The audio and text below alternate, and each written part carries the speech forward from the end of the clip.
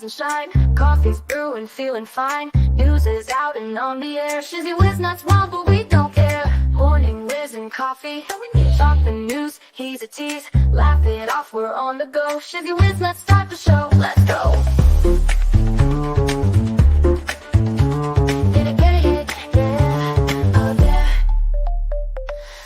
Spinning in the breeze, stupid jokes, he's such a tease. Sip the Java with a smile. Pants are off, but stay a while. Morning whiz and coffee. Talk the news, he's a tease. Laugh it off, we're on the go. Shizzy whiz, let's start the show, let's go.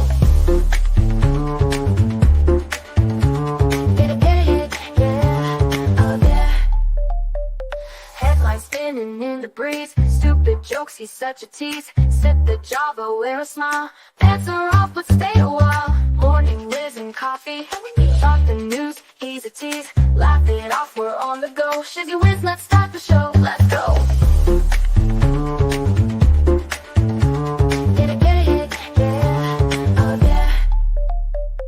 Serious is overrated. Every day we're caffeinated. Talk the town, but in a jest. Morning whiz is always best.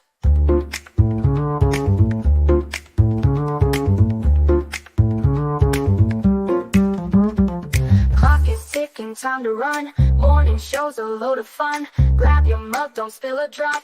Laugh your ass off till you pop.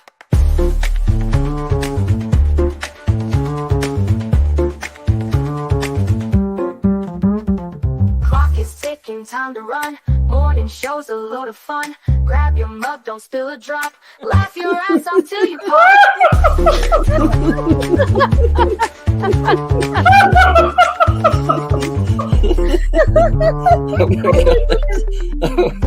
Oh my god, Shizzy breaks Larry. Shizzy broke Larry.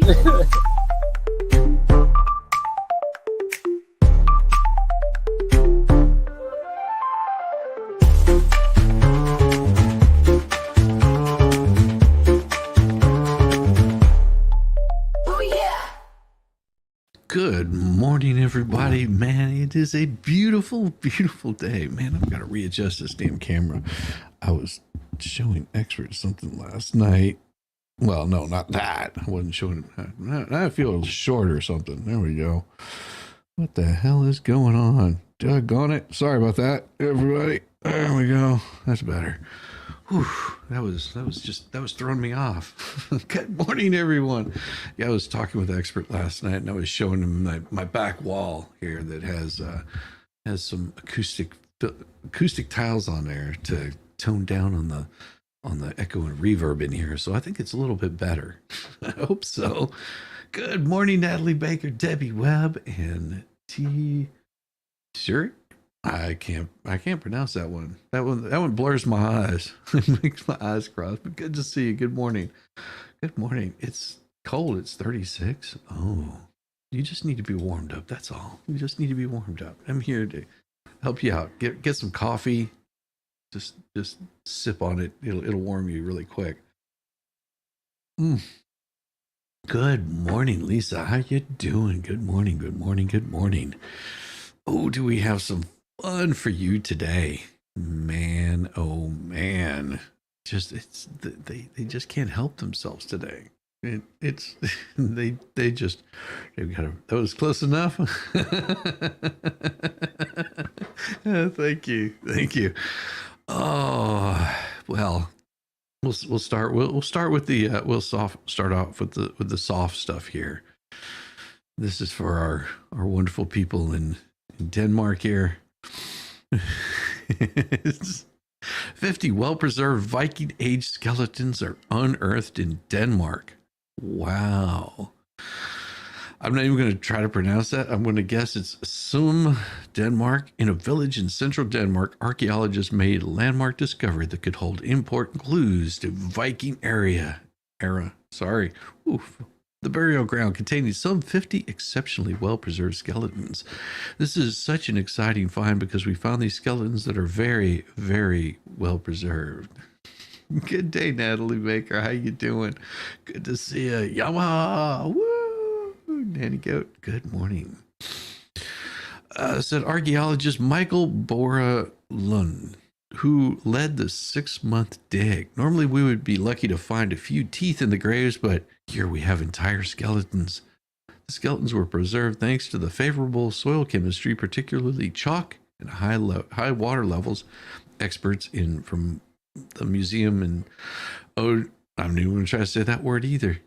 The site was discovered last year during a routine survey ahead of a power line renovation work on the outskirts of the village of Assam.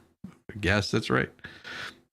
It's about 3 miles northeast of another place that I can't pronounce. Denmark's third largest city. Experts hope to conduct DNA analyses and possibly reconstruct detailed life histories, as well as looking into social patterns in Viking Age, such as kinship, migrant patterns, and more. This opens a whole new textbook for scientific discovery. In the meantime, they can't get electricity where they're trying to get it. 22 in chat, 12 likes. Get it on. Good morning, Sharon. How you doing? Well, thank you from Marblehead, Ohio. Awesome. Makes sense that they made and preserve rotten fish so well. Why not skeletons?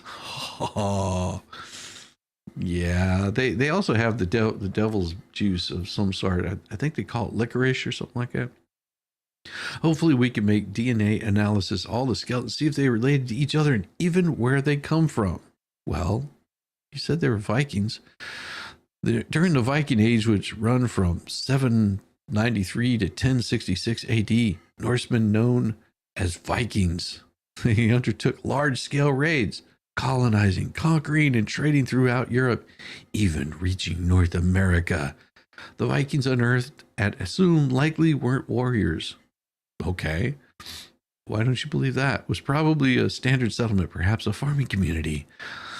The 2,000 square meter or whatever burial ground holds the remains of men, women, children. Besides the skeleton, there were a few cremated bodies. Okay, weird. In one grave, a woman is buried in a wagon. The higher part of the Viking cart was used as a coffin, suggesting she was from the upper part of society. Archaeologists also unearthed brooches, necklaces, beads, knives, and even a small shard of glass that may have served as an amulet. There's different levels of burials, he explains. Some have nothing with them, others have brooches and pearl necklaces. Ooh, some ladies know about them pearl necklaces. Archaeologists say many of the artifacts came far beyond Denmark's borders, shedding light on extensive Viking trade routes in the 10th century. There's a lot of trade and commerce going on. We also found a brooch that comes from the island of Gotland on the eastern side of Sweden, but also whetstones for honing your knife, all sorts of things to point to Norway and Sweden. Burial site was discovered last year, and the dig, which started in April, ended Friday. Boxes of artifacts have shipped to Museum Odense. I'm not even going to try to say it again. Preservation labs for cleaning and analyses. Conservator Jamin Amsgarden Ebsen hopes the soil may also hold other preserved organic material on the backs of brooches or knife handles. We're hoping to gain the larger picture. Who were the people that were living out there? Who did they interact with? Where did they come from? It's a little bit like a jigsaw puzzle. All the various puzzle parts will be placed together. 10th century, didn't Minneapolis and the NFL team that far back? Okay, there's probably could have been there. Oh my gosh. So yeah, the Vikings are definitely not like this. Advocates in Georgia face barriers getting people who were formerly incarcerated to vote. Yeah. Because if I'm not mistaken, I could be wrong, but I think that if you're convicted of a felony, that you're ineligible to vote in a presidential election. I could be wrong on that, but if I remember that part of civics quite right. But anyhow, for the first time in 10 years, Lucy Harrell can vote in a presidential election. Huh? And she became legally allowed to register to vote. Okay. For years, I was required by the federal government to pay tax, pay student loans, yet being denied the ability to vote. Harrell is one of the estimated 450,000 people in Georgia with past convictions who are eligible to cast ballots as get out the vote efforts ramp up across swing state advocates. What? What? Okay, in part because many of them don't know they can vote. Okay. You don't receive a letter, there's no kind of notification, so most people, once they get a felony in their mind, all their rights are gone. Yeah. According to a report released Thursday, the Sentencing Project, which advocates for reducing imprisonment, almost 250,000 people in Georgia cannot vote because of felony conviction. Okay. Shizzy, you have to go on make a lot of fun to her driving. Well, of course, probably. I like that young lady. She's a sweetheart. And I'm pretty sure the national rate has fallen in recent years as some states expand voting rights for people with past conviction, but Georgia has not followed suit. Most people cannot vote until they have completed their prison sentences and are off probation or parole. 14 other states have similar restrictions, and 10 are even stricter, but Georgia has the 8th highest rate of people who cannot vote due to past convictions, something observers attribute in part to the state's unusually long prison and probation sentences. Well, I mean, she did invite me yesterday. How did she invite me yesterday? She didn't send me an invite yesterday. Trust me, I have Twitter. She knows how to get in touch with me. I was probably working. Like if she's doing it during the day, I'm definitely not coming on. 14 other states have similar restrictions. 10 are even stricter, but Georgia has the 8th highest rate of people who cannot vote due to past convictions, something observers attribute in part to states' unusually long prison and probation sentences. Well, that's how it goes. I mean, you break the law, you lose that ability to vote.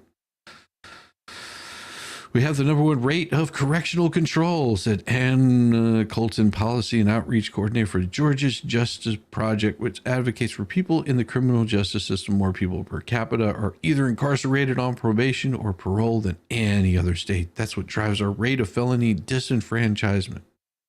No, that would be doing that to yourself. Like, are you saying that criminals aren't guilty? Convicted criminals are not guilty.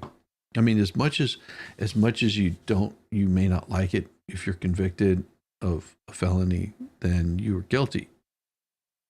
In the eyes of the law, you're guilty. So there you go.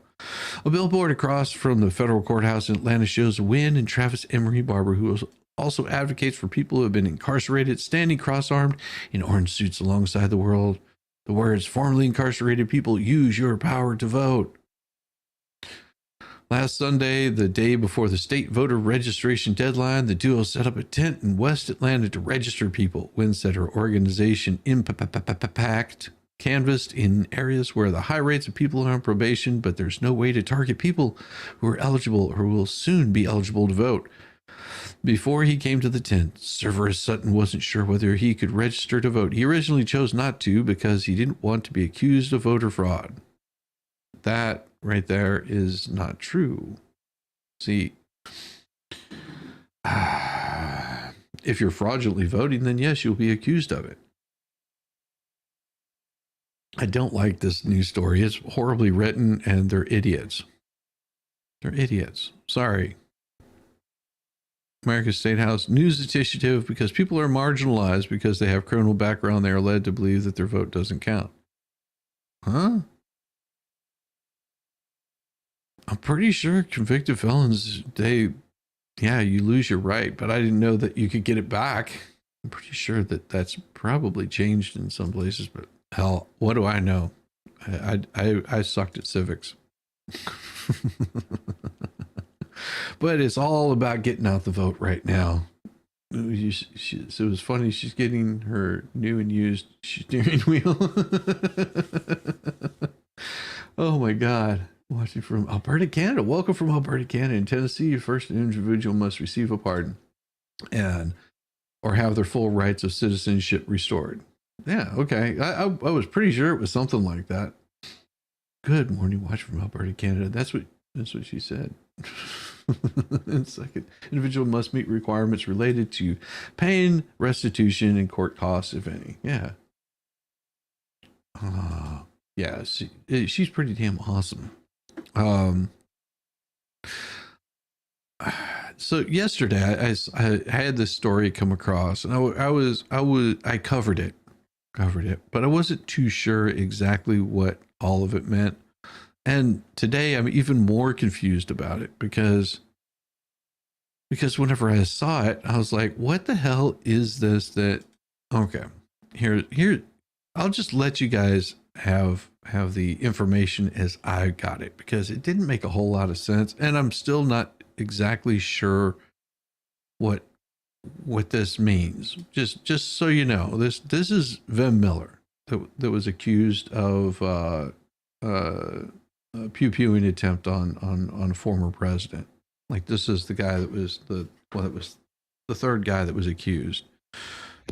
Guys, I'm putting this video together because I just found out that the 12 police officers anti-terrorism unit showed up to my home in Las Vegas and attempted to threaten, intimidate, and harass my parents. My dad's 83 years old. My mom's 77 years old. My friend Steve Sanson, veterans in politics, who's very, versed in terms of law, in terms of police harassment, if you look him up, came to the rescue, found out that these guys had no search warrant. That's why they were snooping outside the house.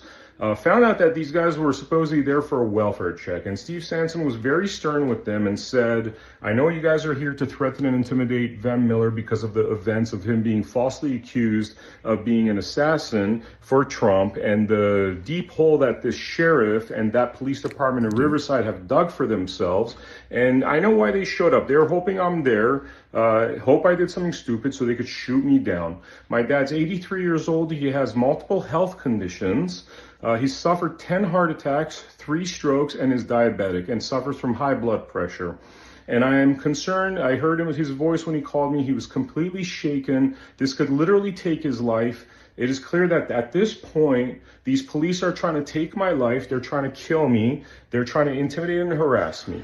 And it is because I've gone on the news and said what a liar this Sheriff Bianco is. What the Riverside Police Department did is unlawful, false accusations, falsely arresting me or accusing me of being an assassin, all ridiculous charges, and they've dug a deep hole to for themselves that now they're trying to get out of by intimidation, harassment, and potential just assassinating me and making sure that they remove me from the equation. So they save themselves from the liability that they've created by internationally defaming me and destroying my name.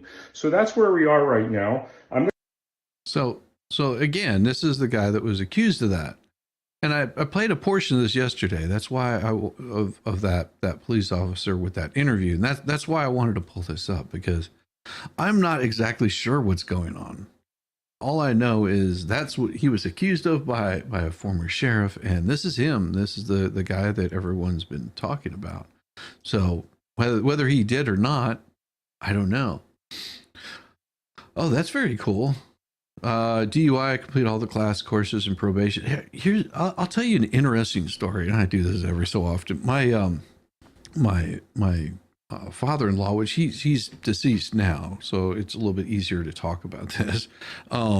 He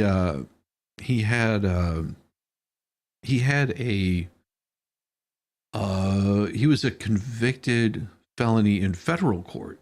Okay. And it wasn't that he did anything horrible or nefarious. Like, he was not allowed to own a firearm, ever. And that was after he got married, which was odd because he spent his honeymoon in prison. Imagine that, spending your honeymoon in prison, because while they were traveling, one of his buddies, one of his groomsmen or whatever, gave him some traveler's checks. I don't know if you guys remember those. Most of you probably will remember those. They gave him traveler's checks. The thing was, is these traveler checks were stolen. He didn't know they were stolen, but they were stolen regardless of how he got them. And, you know, they were, and whenever he was on their honeymoon, they were driving, I believe it was back from Florida. The car broke down and he left the car unlocked and went, you know, walking, looking to, you know, get to, I think it was, he ran out of gas or something and he was walking to go get some gas. The police came on upon the car and they saw that there was nobody there. They checked the door. It was unlocked. They saw that there was some traveler's checks setting up in the dash. And they ran a scan on them to check and see what the deal was with them. Like, why would somebody leave these, you know, probably just a few $100s worth of traveler's checks in the dash? And whenever they ran them, they came back as stolen. So whenever he got picked up, he got arrested and lost his right to carry a firearm. Crazy, huh? They got it all sorted out. I think he ended up spending something like 60 days, but they considered it a federal felony. He would have had to get a pardon. I believe he was from South Carolina. Yeah, I believe he was still residing in South Carolina, but he would have had to get a pardon to get his right to carry arms back. Crazy stuff. Crazy stuff. So back to Vin Miller here. This I found pretty interesting. I believe he's been also on something like Alex Jones or something talking about this, but I don't know too much about it. I'm going to post a video that Steve Sanson sent. The audio is not that great. He's sitting with my parents, and this is following the events of what happened. And he will, the audio is very bad. I apologize. It just was not recorded with a good mic. That's why I'm recording this preface here, where hopefully this clarifies what Steve Sanson is about to say. But basically, Steve Sanson just saved my parents, potentially their life. Saved my house from getting ransacked by these police. They had no warrant. They were there clearly to intimidate and threaten. This has been moved up to the sheriff of Clark County of Las Vegas. Kevin McMahill has been aware of these attempts to threaten, intimidate, and harass, and he has given his word that this is going to be investigated and that they're going to leave my family alone. But this is what's happening right now, simply because I've told the truth, simply because these people are, look, they show up with a terrorism unit, I start thinking, okay, they're going to go through computers and all that stuff and try to, build a case against me, whatever. No, they don't even have a search warrant. This wasn't even like lawfully arranged, and they wouldn't even say who said they should go there for the welfare check. They couldn't produce a name, and I'm suspect that this is just rogue police trying to protect this corrupt Riverside County sheriff, a liar, somebody that does false accusations against me, somebody that arrests me on false pretenses, and we have all the evidence right now to prove the crimes they're trying to commit against me. Yes, this would be number 3 that was accused of this. Yeah, this one would be number 3. This is not the one from the golf course. So this is where we are. I want everybody to be aware, and this, I don't know what else to say. Join us at americahappens.com. See my testimonial on the matter. See my interviews where I talk about this matter in detail. And I don't know. It's crazy. This is now turned into a police state where somebody could. And so, like I said, I don't have any more information on it than that. If you want to go check his stuff out, you're welcome to. But like I said, there's too many weird things going on. Like, people talk about he's tied in with General Flynn and all kinds of stuff. So I don't know. I don't know what the deal is. It is a weird one. It is an absolute weird one. I have not been able to verify any of that. So I'm going to stop that one because we've got so many other things to talk about today. Another thing that we talked about on yesterday, it was this particular story that caught my attention. And it was Rutherford County Sheriff's Office press release 10/14/2024 on October 12th, 2024. The Rutherford County Communications Center received a call at approximately 12:54 p.m. stating that a white male had an assault rifle and had made a comment about possibly harming FEMA employees working after the disaster of Hurricane Helene in the Lake Lure and Chimney Rock area. Once deputies of Rutherford County Sheriff's Office were made aware, the deputies alerted officers in the Lake Lure Police Department and other law enforcement officers from other agencies helping with relief efforts. A deputy went to the location of where the threat was made, which was located in Polk County, and obtained more information. The deputy was able to get a color of vehicle the subject was driving and passed the vehicle color along to all the law enforcement agencies working. Approximately an hour later, the sheriff's office received information regarding the tag of the suspect's vehicle. After additional information was obtained, law enforcement was able to identify the suspect. The suspect was identified as William Jacob Parsons, 44 years old, white male of Bostic, North Carolina. Parsons was arrested and charged with going armed to the terror of the public. Parsons was armed with a handgun and a rifle. Parsons was transferred to the Rutherford County Sheriff's Detention Center, where he was charged and presented to a magistrate.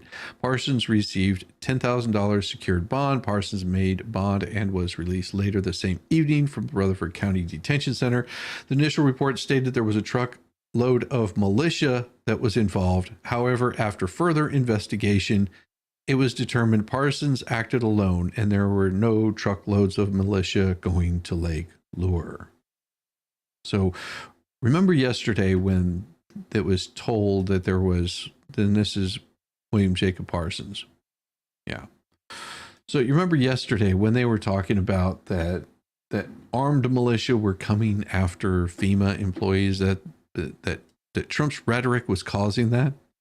That was what the AP was talking about. One lone man.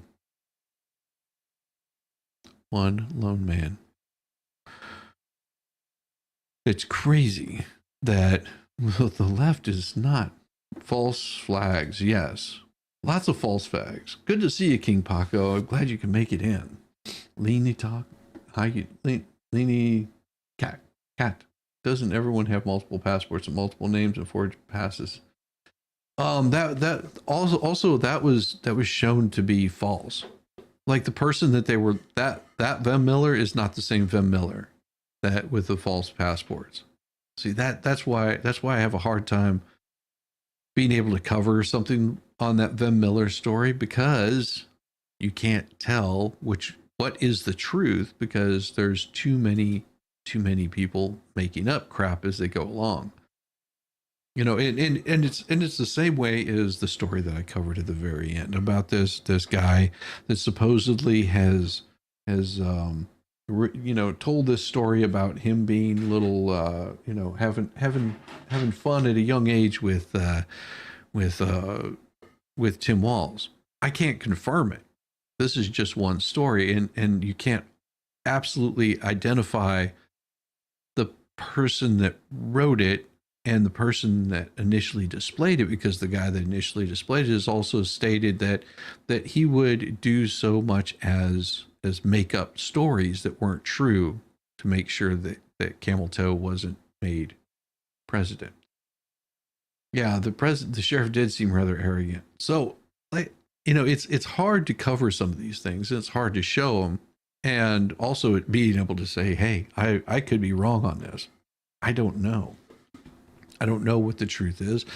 And it's the same way with the Hunter Biden laptop, because it does make me suspicious that whenever they don't tell the story, it's because, are they just waiting to see what comes up on it? Are they looking to see what's made of it, whether it's true, whether it has any impact on how people are viewing the situation, whether they believe it or not?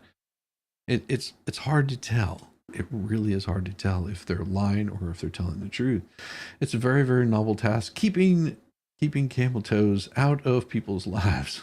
Well, it just depends on the camel toe. Just depends on the camel toe. Here's a camel toe. They've already started with the misinformation and the lies.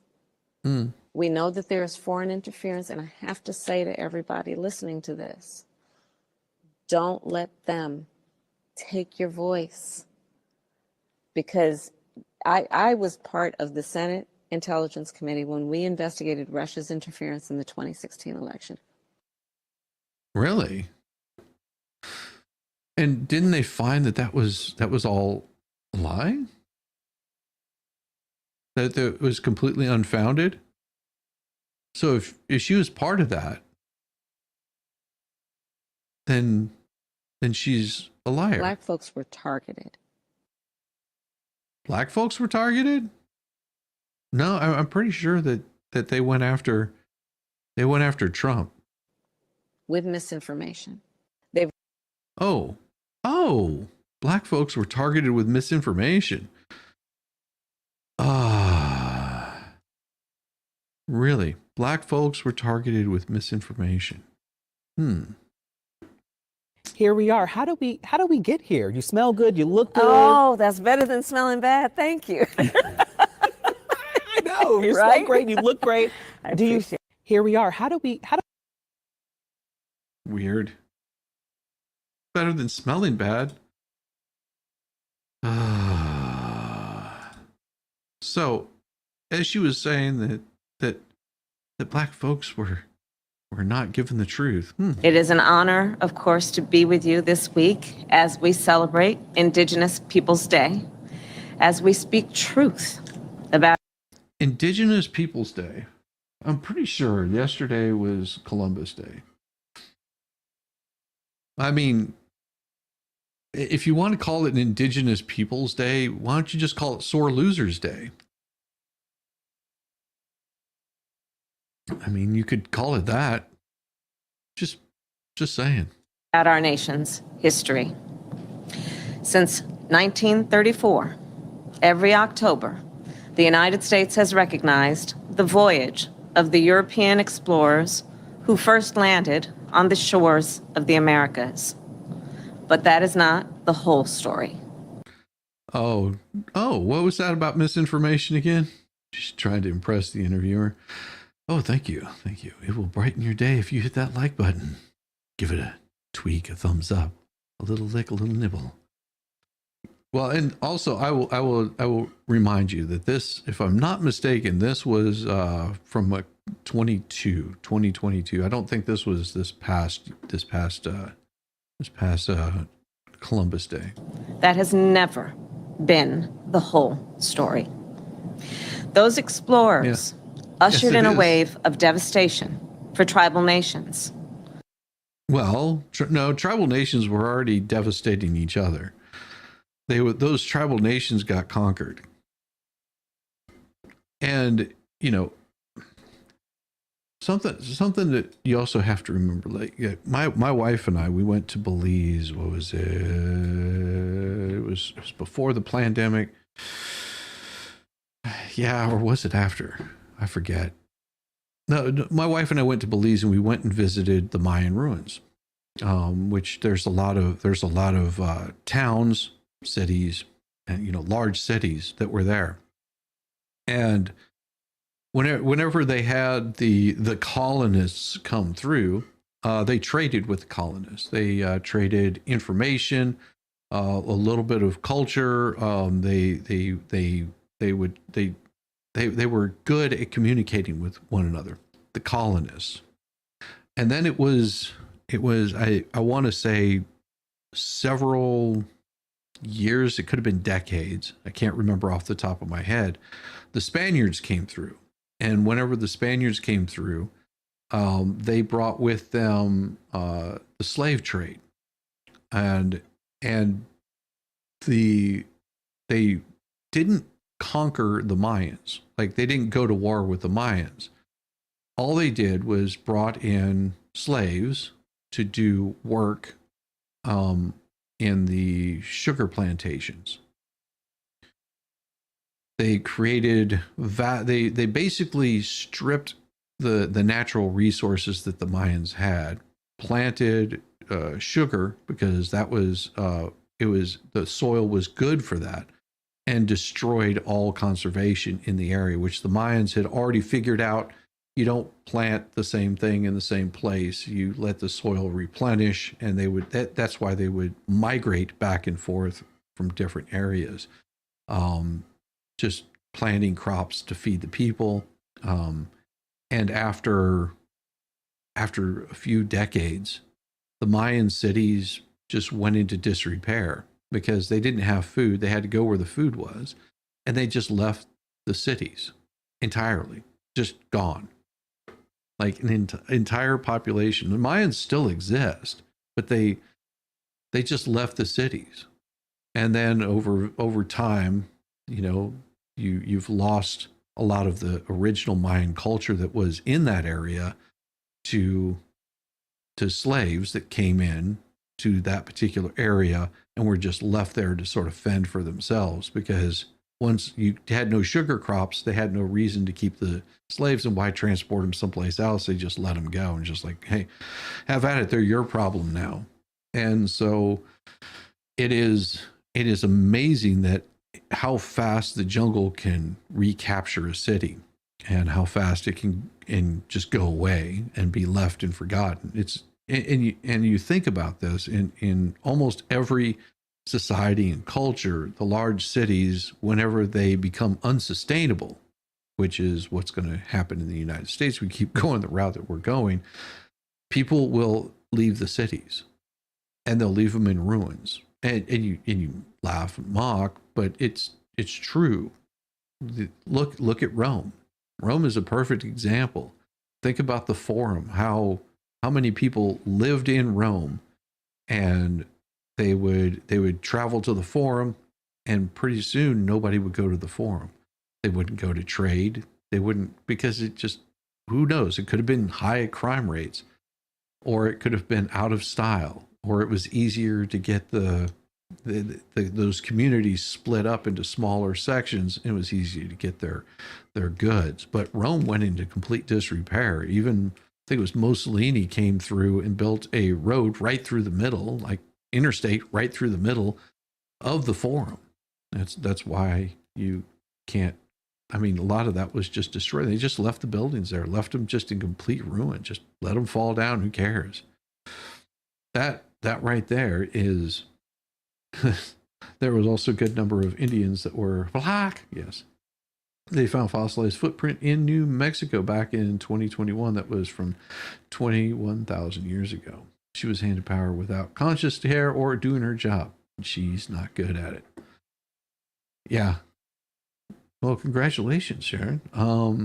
Put someone in the chat last night. Columbus is the only immigrant the left won't accept. Exactly.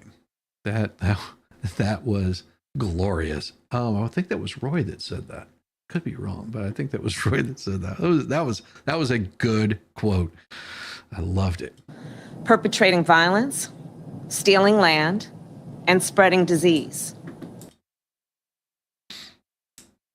Well, wait a second. Didn't she say that Trump shouldn't have been saying these kinds of things?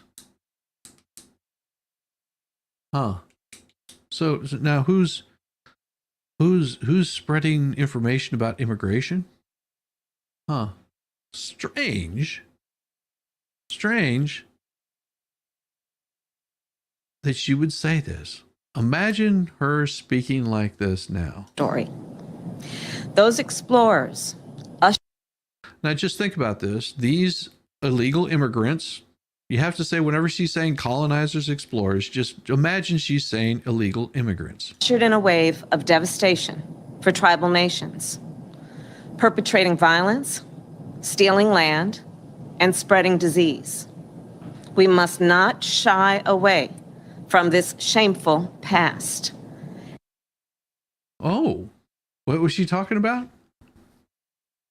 Oh, she was talking about people coming to a country that isn't theirs. By the way, if you were born and raised here in the United States, you're indigenous to this country. And we must shed light on it and do everything we can to address the impact of the past on Native communities today.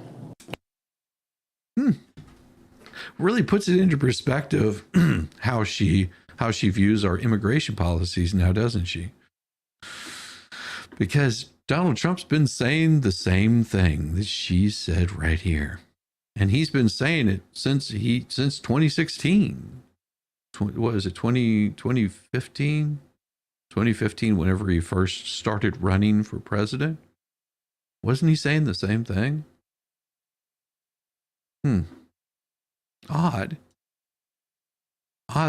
that they would now come to that conclusion, come to that final conclusion that everybody already knows.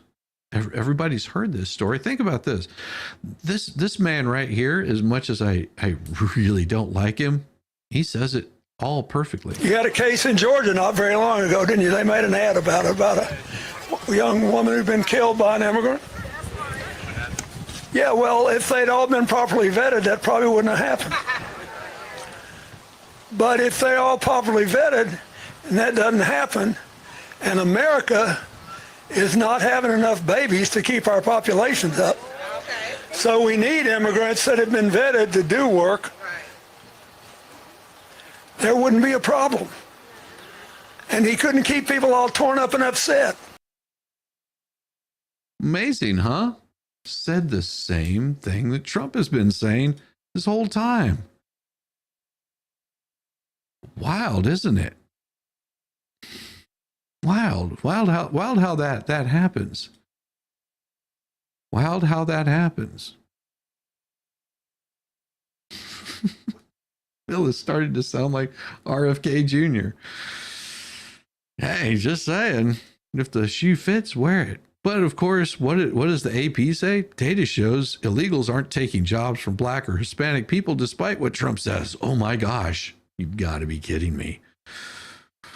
Republican presidential Donald Trump promises the biggest deportation event the U.S. has ever seen. That would be glorious. That would be glorious. Good morning, Tiddly Pip. I ain't seen you for a while. Did you know Bill Clinton is 2 months younger than Trump, but looks and sounds way older? Yeah, if you had to be around the Hildebeest, you'd want to be older. Hillary's gonna spank Bill whenever he gets home. I doubt it. It's not people won't do these jobs. It's cheaper to hire illegals. Exactly. And especially if they know that their state isn't going to do anything about them hiring. A promise he's predicated in part to the notion that illegals in the United States and are. I hate that. Listen to the way they wrote this. A promise he is predicated in part on the notion that immigrants in the U.S. legally and illegally are stealing what he calls Black and Hispanic jobs. No, that's not what he's saying. See, you have to remember it's about the wording, and they're misconstruing what he says. But government data shows illegal labor contributes in economic growth and provides promotional opportunities for native-born workers. And a mass deportation event would cost U.S. taxpayers up to $1 trillion. Well, how much is it costing us right now in the past 4 years? How much has it cost us in the past 4 years? We don't know because they don't keep track of that information. Or they turn it into a border bill, or they turn it into some other crap. What has Trump said? Oh, Trump, who often uses no, he does not. Trump has not said any anti-immigrant things at all. He's very much for immigration. He's against illegal immigration. And get it right, AP, because what you're saying is disinformation. What AP is telling you is that Donald Trump is against immigration. Not at all true. What he's against is illegal immigration. He's against people not being vetted before they come in or using the process that has already been established for decades. That is what he wants to have happen.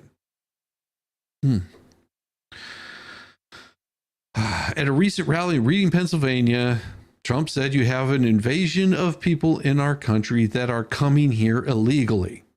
Get the whole thing straight, because they're only using a portion of what he says. Use the whole phrase. They're going to be attacking, they already are. They're going after jobs that other people don't want to do. Hispanic population jobs, yes. They're attacking union jobs, yes. So when you see the border, it's not just the crime. Your jobs are being taken away too. Yes. Because it's cheaper to hire somebody that will do it for hundreds of thousands of dollars less per year. If you're, and if this isn't happening, then why aren't more women working these jobs? Why aren't they out there picking corn, watermelons, zucchini, squash, apricots? Trump's rhetoric about jobs has been widely condemned by Democrats, of course, which have called it racist and insulting way of implying that Black and Hispanic Americans take menial jobs. No, that's not what he's saying at all. John Thomas, the director team of Trump Black Media, told the AP that Democrats continue to prioritize these interests of illegals over our own Black Americans who were born in this country. Yes, and that Biden-era job gains in the labor market were primarily due to illegal immigration. Prove them different. Shizzy, do your running banner. Oh, thank you. I appreciate that. Thank you. Nothing what I say or do you hear here is true or not. Thank you, Cynthia. Good morning. The latest U.S. Bureau of Labor Statistics and current population survey studies, but you have to remember that these statistics are fake. Because this right here is only this right here is showing what somebody else is saying. And they're not taking into consideration that a census hasn't been completed for 4 years. Or is it 6 years? I think they do a census every 4 or 6 years. And we're not due for another one immediately. Shows that in 2023, native-born Black workers are most predominantly employed in management and financial operations. Wait, didn't Bill just disagree with this and prove AP wrong? Oh, it sucks whenever you've got someone on that you're touting as a leader saying the same thing that Trump has been saying. How has immigration contributed to U.S. growth in 23? International illegals, primarily from Latin America, accounted for more than 2/3 of the population growth in the United States. So far this decade, they have made almost 3/4 of the U.S. growth. After hitting a record high in 2023, the number of illegals crossing the border has plummeted. Why? Because they tightened up border security just in time for the elections. Just in time for the election. A claim that illegals are taking employment opportunities from native-born Americans is repeated by Trump's advisors. They often cite a report produced by Stephen Carmota, research director for the Center of Immigration Studies, a right-leaning think tank. Well, why? Now, it's amazing to me. It's amazing to me that you're going to call out a right-leaning think tank, yet every single time I've had to pull up someone that you're quoting as an anonymous source from some left-leaning piece of crap place that's more interested in diversity, equity, and inclusion, but you won't mention that. Every time you guys quote one of these things, it is AP. It is not telling the whole truth. The U.S. report combines the job numbers for illegals in the U.S. to reinforce the claim that foreigners are disproportionately driving U.S. labor growth and reaping most of the benefits. Well, prove them wrong. Are illegals taking native-born workers' jobs? Economists. I don't trust these. I don't trust the economists. These are the same economists that want to tell you that Trump's... Here's the same economists that want to talk about this. And I'll pull it up here. I will pull this up here because it really pisses me off that they want to say the same bull crap, as this. Those same economists are right here. Trump's economic plans would worsen inflation. And if you dig down into it, do they say that this was a left-leaning think tank that wrote these? Does it tell you that these are people that donate heavily in Democrat elections, that they're part of super PACs? Do they? Vowed that voters will return to the White House, inflation will vanish completely. It's a message tailored for Americans who are exasperated by the jump in consumer prices that began 3.5 years ago. Yet most mainstream economists say Trump's policy proposals wouldn't vanquish inflation, it would make it worse. Well, what economists are they talking about? 16 Nobel Prize winning economists signed a letter. Let's see if they have this letter. Let's see if they have this letter. Excellent. Look, we have these people right here. We have these people right here. Let's read into this a little bit more. It says that we in Underside deeply concerned about the risk of the second Trump administration for the U.S. economy. Among the most important determinants of economics is with the rule of law and economic and potential certainty for a country like the U.S., which has embedded deep relationships with other countries, conforming to international norms and having normal and stable relationships with other countries is also imperative. Donald Trump and the vagaries of his actions and policies threaten the stability of the U.S. standing in the world. While each of us has different views on the particulars of various economic policies, we all agree that Joe Biden's economic agenda is vastly superior to Donald Trump's. In his first 4 years as president, Joe Biden signed into law major investments in the U.S. economy, blah, blah, blah, inflationary pressures, and facilitating the clean energy transition. So this was all about clean energy. During Joe Biden's presidency, we all remarkable strong and global labor market recovery enabled by his pandemic stimulus. An additional 4 years of Joe Biden's presidency would allow him to continue to support the inclusive U.S. economic recovery. Okay. So these nonpartisan researchers from Evercore. Well, let's do a Google search for Evercore. What is Evercore? I've never heard of Evercore. So let's pull this up. They do financial advice, and here is Evercore. The first one. What is the first thing that they show here? Diversity, equity, inclusion. All right, there's your first one. And what is Alliance? Well, let's pull up Alliance. Google search for Alliance. Alliance, insurance and asset management worldwide. They were founded in Berlin, Germany. Their founders are William von Finnick and Carl von Thiem. So what is Alliance? Alliance is... reject all cookies. Let's see. Oh, there we go. Here we go. Here's Alliance right here. Here is Germany's complete discussion about skilled labor. And this is just the first one of it. This guest article for German public actuation Hans Blatt, Alliance CEO Oliver Bate calls for Germany's economy's productivity be strengthened. He suggests creating incentives in the tax and social system to make it worthwhile for people to work more. That's who Alliance is. Okay. Well, maybe Oxford Economics is going to be different. Oxford Economics. Well, let's see. Well, why don't we look up Oxford Economics and see exactly who these people are. And I don't want any of that. I don't want any of your policies. Let's see. How can we help? Managing latest consulting reports, influencing business strategy, digital thrust. I'm looking to see what we have here. If we've got anything in here. About, let's see, purpose and values. Let's see. We'll just pull up their purpose and values. About purpose and values.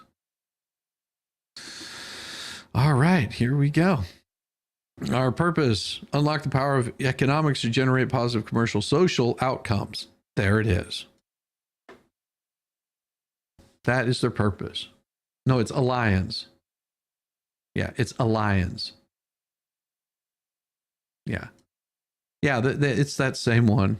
Integrity is the foundation of everyone. Our decisions, passions through analysis, advice, and service, innovative thinking. We encourage colleagues and partners, clients to think creatively. Collaborations, environment, our people provide a friendly and fun collaborative workplace, healthy life-work balance, room to grow. And let's see. Oh, yeah. Yeah, let's see. I'm sure we're going to find it in here. Ah, there it is. Climate change, thought leadership, climate and sustainability. Uh-huh. Mm-hmm. Here it is. Modern slavery and human trafficking statement. Oh, let's see. These are Nobel Prize people, right?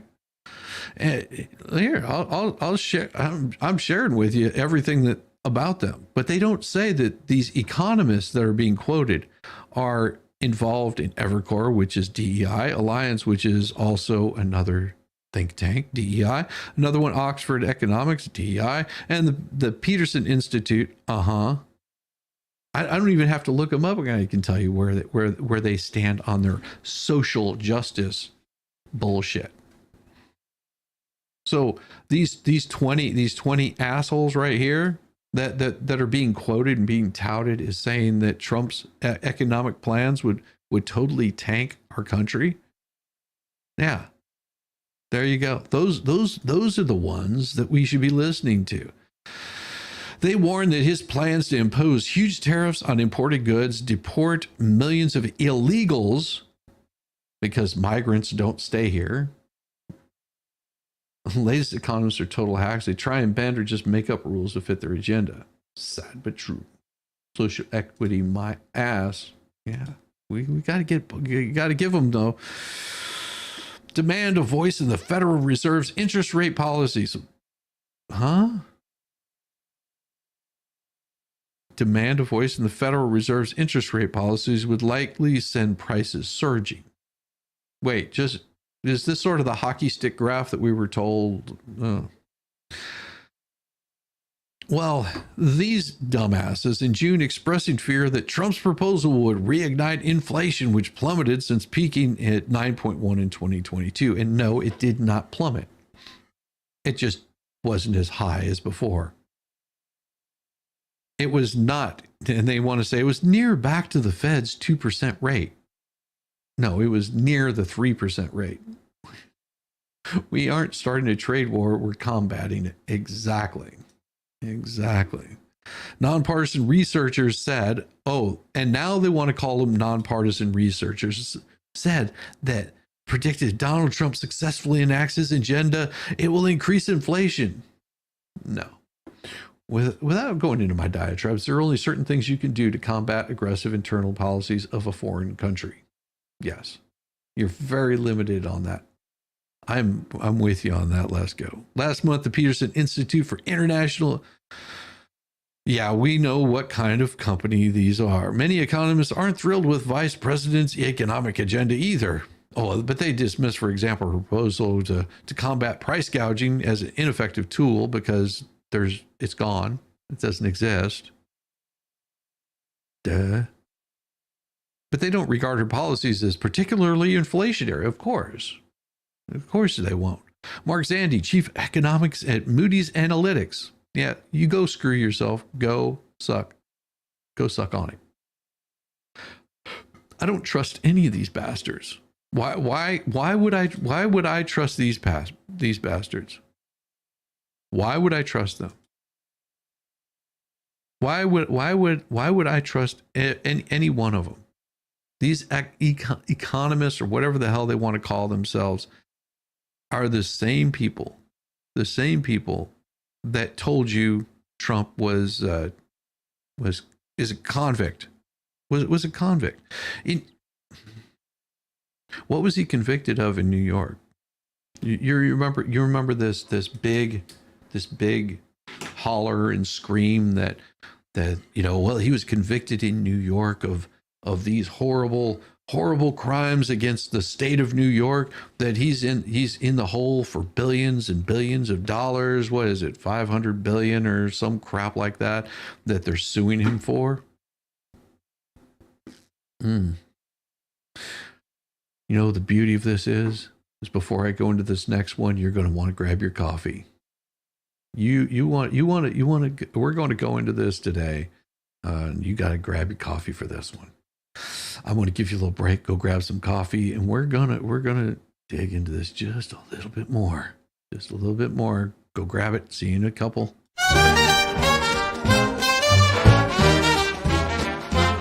Sandy shores, get a tan, Rambo the orangutan. Driving a golf cart, oh man, Rambo is half crazy, yes he can. Well, that SOB's a sight to F and see. Oh, Rambo's rolling, as the sun he's free at last. While Shizzy has his coffee, these two are having an effing blast.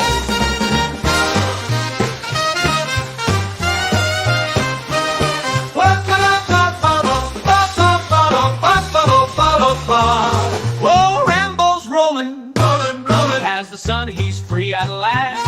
While Shizzy has his coffee, these two are having an effing blast. Shizzy on the dunes, coffee in hand. Rambo is a loon, and Shizzy is, well, that is too dirty to say here.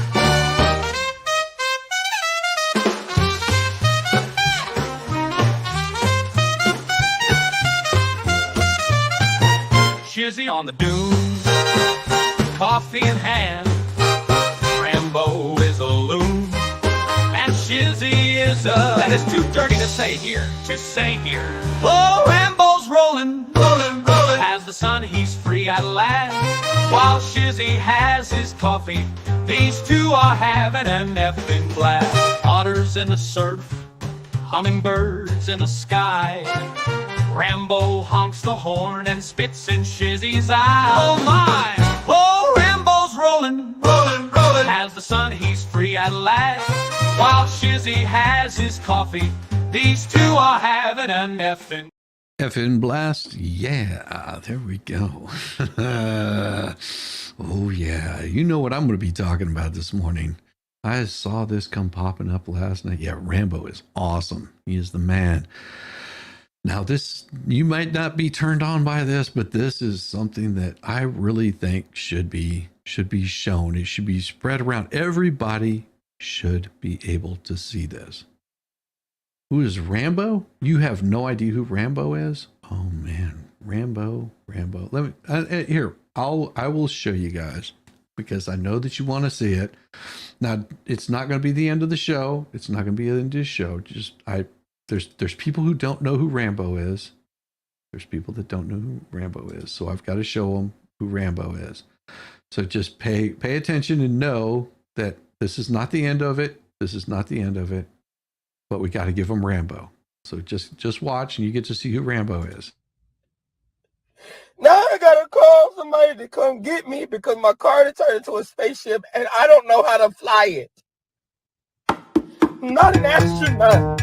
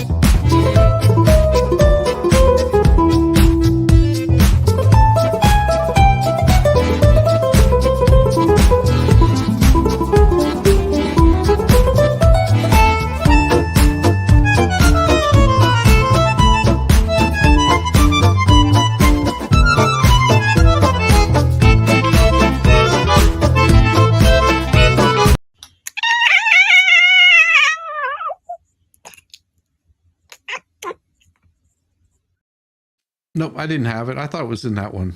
Sorry, my mistake. Anyhow, let's get. Oh wait, you guys, have you seen my new video? Have you seen my new video? Thumbs up in the chat if you've seen the new video. If you haven't, the show is not over. It's not over. I'm just showing you Rambo. No, Rambo isn't in that one. Rambo is not in that one. He might be in the intro one. I forget. It's been a while since I've shown Rambo. No, you haven't seen the new video? Ballstorm's seen it. Here, let me show you the new video that I created. This is going to be my intro for Sarah Boone.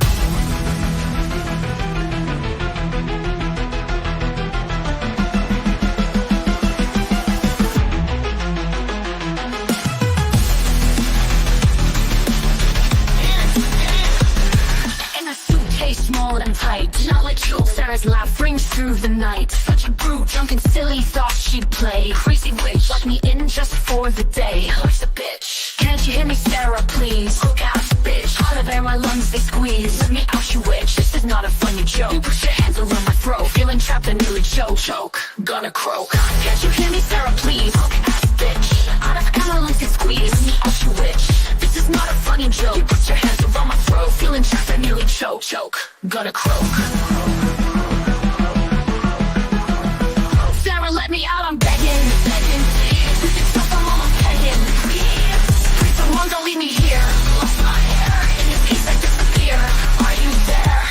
I'm dark and tight, I curl and wait. Are you passed out? You'd return my fate. You emptied my stash out. The game has turned to cruel. Why are you filming late? Inside I feel the fool. I can't breathe. Wasn't meant to be my night, hiding in the suitcase tight. Sarah's giggles fade away, leaving me as her castaway. Sarah, let me out, I'm begging, please. Leave this stuff, I'm almost pegging, please. Pray someone don't leave me here. Lost my hair, in this case I disappear. Are you there? Boom.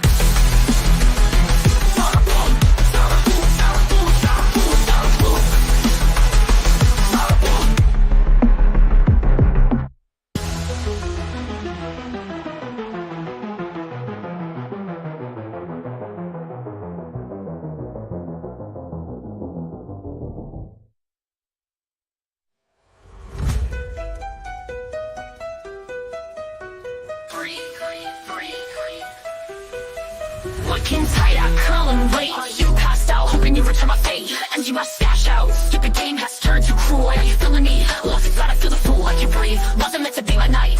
Hiding in the suitcase tight. Sarah's giggles fade away, leaving me as a castaway. Sarah, let me out. I'm begging, please. Breathing stuff, I'm almost pegging. Please. Drink some rum, don't leave me here. Lost my air in this fear. In this case, I disappear. Are you there? Sarah.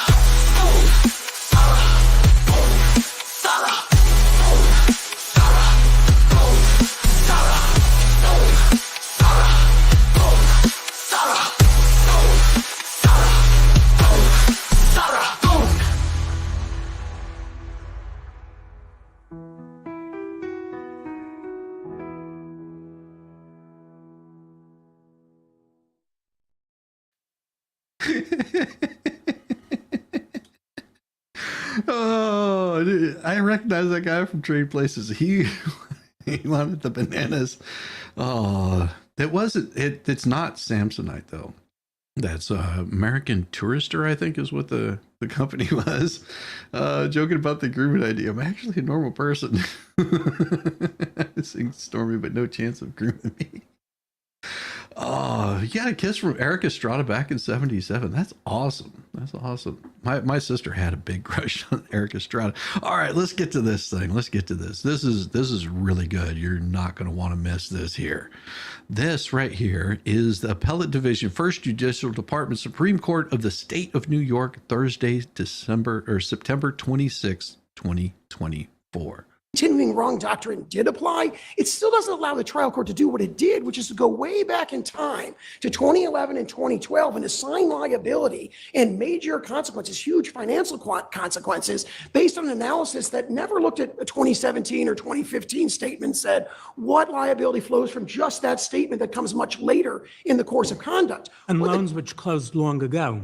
Exactly right, Your Honor. And again, this court addressed this squarely in the Henry decision, which is cited in Trump 1, the CW Capital decision, which is cited in Trump 1. What Henry says is, even if you apply the doctrine, it only applies to allow liability for statements within the limitations period. But that's not what the trial court did here. That's not what the Attorney General's office contended. They said, oh, we're going to apply the continuing wrong doctrine. That contradicts Trump 1, so that was the first error. But then the second error is, once we've done that, we're going to pretend there's no statute of limitations at all. And we're going to go all the way back in time and assign crippling financial liability for transactions that concluded again in 2011 and 2012. So there's a direct contradiction, a direct disregard of the prior, this court's prior opinion. It becomes really clear, I think, when you look at, for example, there's a citation of the Yin-Shing Lung decision by the trial court. And the trial court says this shows this is a continuous series of wrongs, each of which gives rise to its own liability, when there was an opinion from this court 3 months earlier saying the continuing wrong doctrine does not apply. That makes it very clear. But again, shouldn't we have said, or wouldn't we have said, these statements of financial condition that fall within the limitations period don't give rise to a 6312 claim? Shouldn't we have just said that? Would saved everyone a lot of time. I think that's clearly what the continuing wrong doctrine means if you apply it. And again, the dismissal of Ms. Trump strongly supports that. But in any event, Your Honor, even if the court doesn't agree with that, there's still a massive violation of the continuing of the statute of limitations. Because again, under Henry and versus Bank of America and under the CW Capital decision, the most the trial court could have done is looked at the 2017 statements and said, what liability can I assess to that? Can I oppose to that? And that is not at all what happened in the trial court. And if you understand what he just said is you're applying something from that he did in 2011.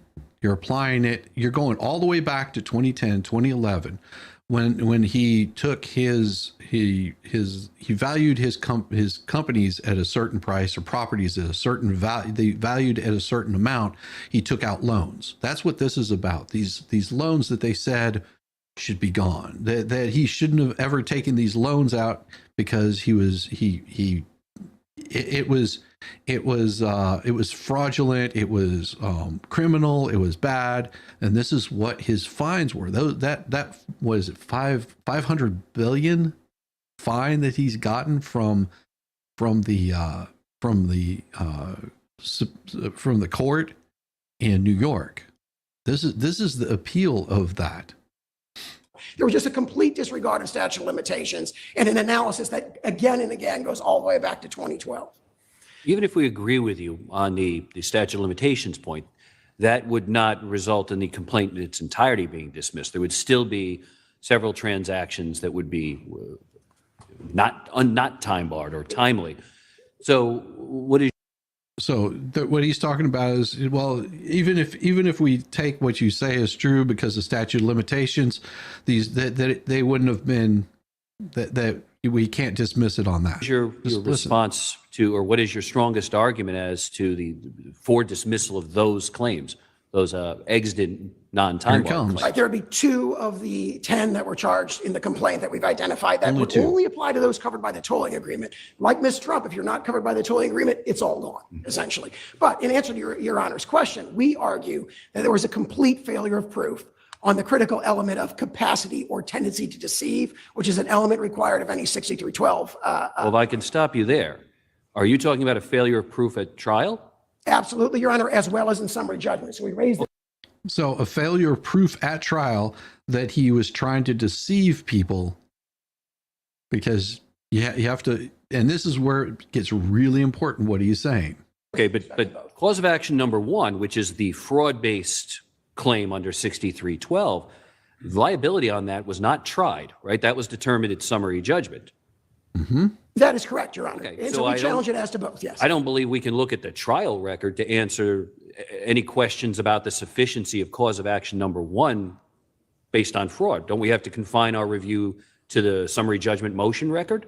Well, to the extent that the trial court in the final decision was repeatedly referring to reinforce its prior holding in summary judgment, yes. Now, our position, of course, is that the failure of proof is even more defined, even more clear when you look at the summary judgment record. For example, just a couple citations to put this in context. Summary judgment record, page 13965 of the record, is a Deutsche Bank witness, uncontradicted, saying if his net worth had been as low as $1 billion, for example, he would have gotten exactly the same deal. It would have been exactly the same transaction. That's uncontradicted. It's reinforced by the trial testimony. But could the trial court have credited Mr. Hayes' statement? He's also a Deutsche Bank employee, correct? And he said that if the facts were, if the SFCs were incorrect, then they didn't properly assess the risk on these loans. So they didn't properly assess the risk on these loans. And this is where it's going to get really, really deep into it a little bit more, where he starts talking about how for fraud to have occurred, it would have had somebody would have had to file a complaint. Somebody would have had to been harmed. Fraud would have occurred if he didn't pay them back. If someone had filed a complaint, it said regardless of whether he had $100 billion or $1 billion, it wouldn't have changed the amount of loan that they gave him on these. Mr. Hayes said that. You would say that in your brief, I believe. He made a much more generic, if you look at that particular citation, he made a much more generic content that we want to make sure we're being, compensated for our risk. What is not disputed is the testimony that if the net worth had been as low as $1 billion, and again, this is the testimony of Williams, if the net worth had been as low as $1 billion, the deal would have been exactly the same. And so it's astonishing if you look at, for example, page 1882 of the record, which is their schematic that they cite 9 times in their brief, they concede that President Trump's net worth ranged between, on their view, $3 billion and $4.7 billion throughout this entire period, which is miles above. If you're talking about summary judgment, isn't it basic that you don't make credibility determinations on the motion?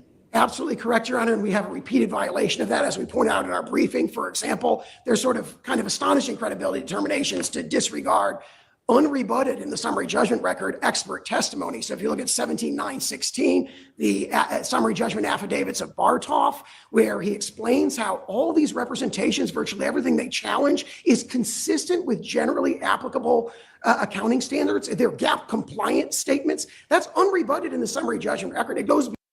Now, I don't know what GAAP is because I'm not like a financial guru or any crap like that, but from what I can understand, they're going to explain a little bit about what GAAP is. They invented the lifesaver candy in your village. That's awesome.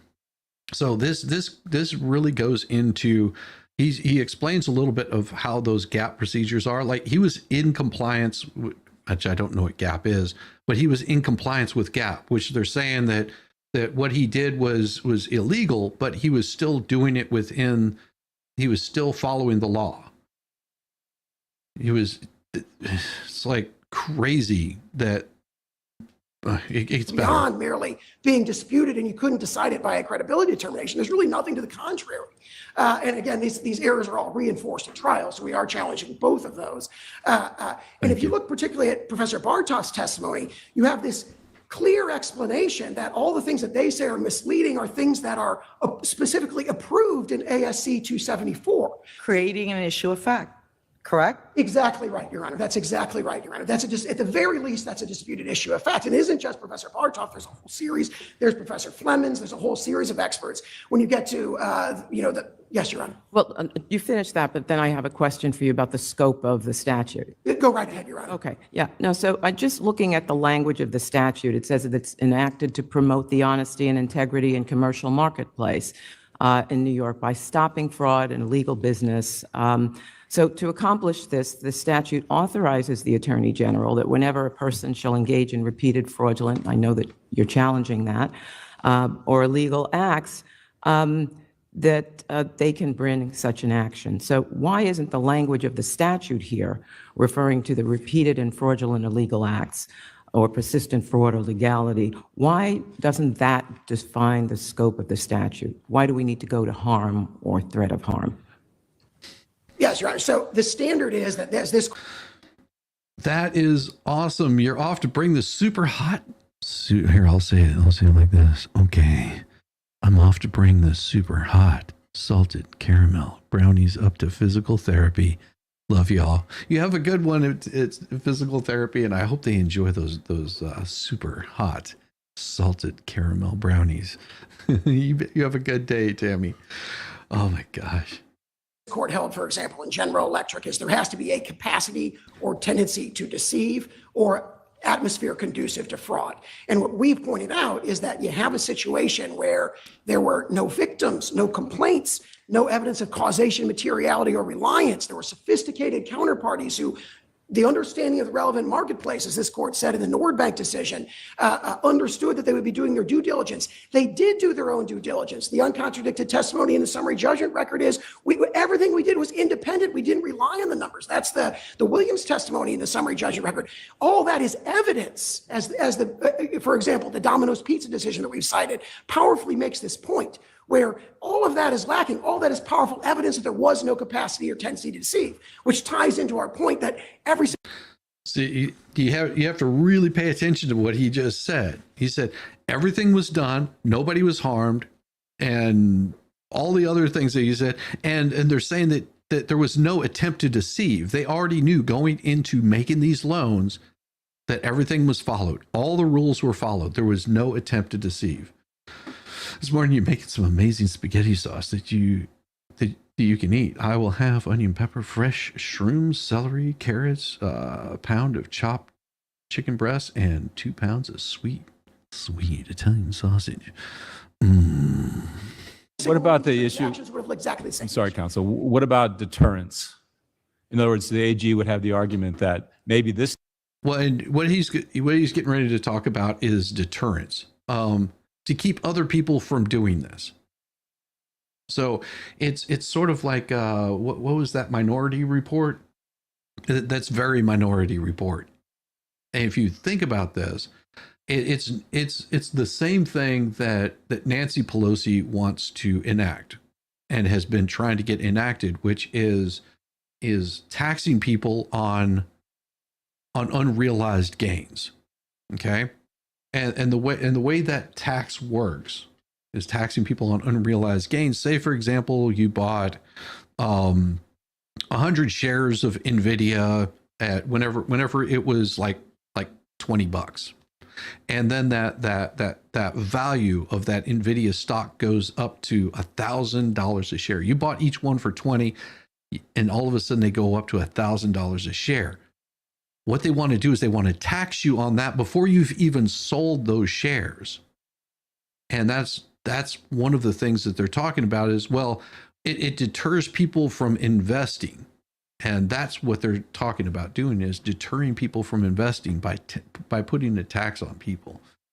These deals went down fine as far as all the parties were concerned in these Everything deals. But was in the future, some deal might not go down well, and someone would be harmed by that. And so we need to deter parties from putting in, fallacious statements of financial whatever.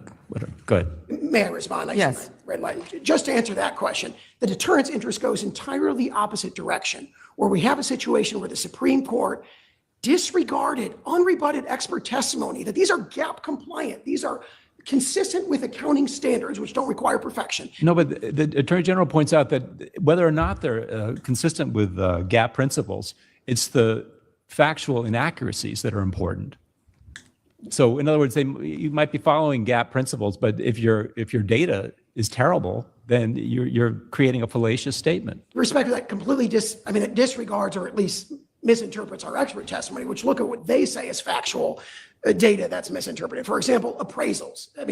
Essentially, the Supreme Court said if you got an appraisal in your file, you got to rely on that. You can't rely on your own independent judgment. They say that's a factual inaccuracy.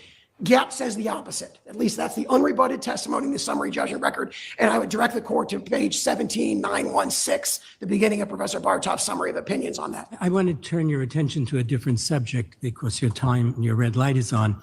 I'm trying to figure out about the valuation of Mar-a-Lago. I noticed that your expert, Mr. Mones, value. Yeah, so this is, and which makes no sense because that would be Florida property. But they're going to go into the valuation of Mar-a-Lago and how that pertains to this. But listen really close. This one is good. At over $1 billion. He also said that if it was in the hands of a new owner, club memberships, 500 club memberships could be sold generating $250 million, and it generates revenue of over $50 million a year in 2022 and 2023. 50 million. And Supreme Court values it at $18 to $27 million because of restrictions. Do you have anything to say about those restrictions taking it down in value to such an extent? Those are, I'd say, two things in response to that. First, the Shubin affidavit directly addresses that. That was improperly kind of disregarded. He says there are no restrictions on it. He says there aren't, Shubin says there are no restrictions. He says you have to interpret, he says the trial court looks at one document in isolation, the deed of conservation. Mr. Well, and here, even though his red light is on, the reason his red light is on is because his time is up. But here's the thing: whenever this court has control over that, if they're asking him questions and they're expecting a response, they can take as much time as they want to trying to get questions answered. Like his speech is over. But if they're asking him questions, because he keeps pointing, as like my red light is on, they all notice it, recognize it also, but they have questions, and these questions are so they can determine exactly how they're going to decide. Now, most of them have already made their decision of what they're going to have. They're getting these kinds of things in for the record, and to make sure that it's on the record of why they will come up with whatever decision that they come up with. Shubin says you got to look at all 5 documents, including the historical practice there, to understand what the actual policy is. And for example, they say he couldn't value it as a private residence, but he's been using it as a private residence since 1995, continuously to this day. But the more fundamental point is that valuation, where he relied on a tax assessment, illustrates the hazards to the marketplace as a whole here from having the Supreme Court cite things like Chico Marx in footnote 9 of the summary judgment position, the I know it when I see it standard from obscenity law from Justice Potter Stewart to decide what's a misrepresentation in these statements. When you have expert testimony unrebutted that says these are gap consistent, if we have a system where you can issue perfectly accounting clear and basically statements that comply with gap, and you're held, well, we have another standard. I know it when I see it. That's good. That's bad. People can't do business in real estate.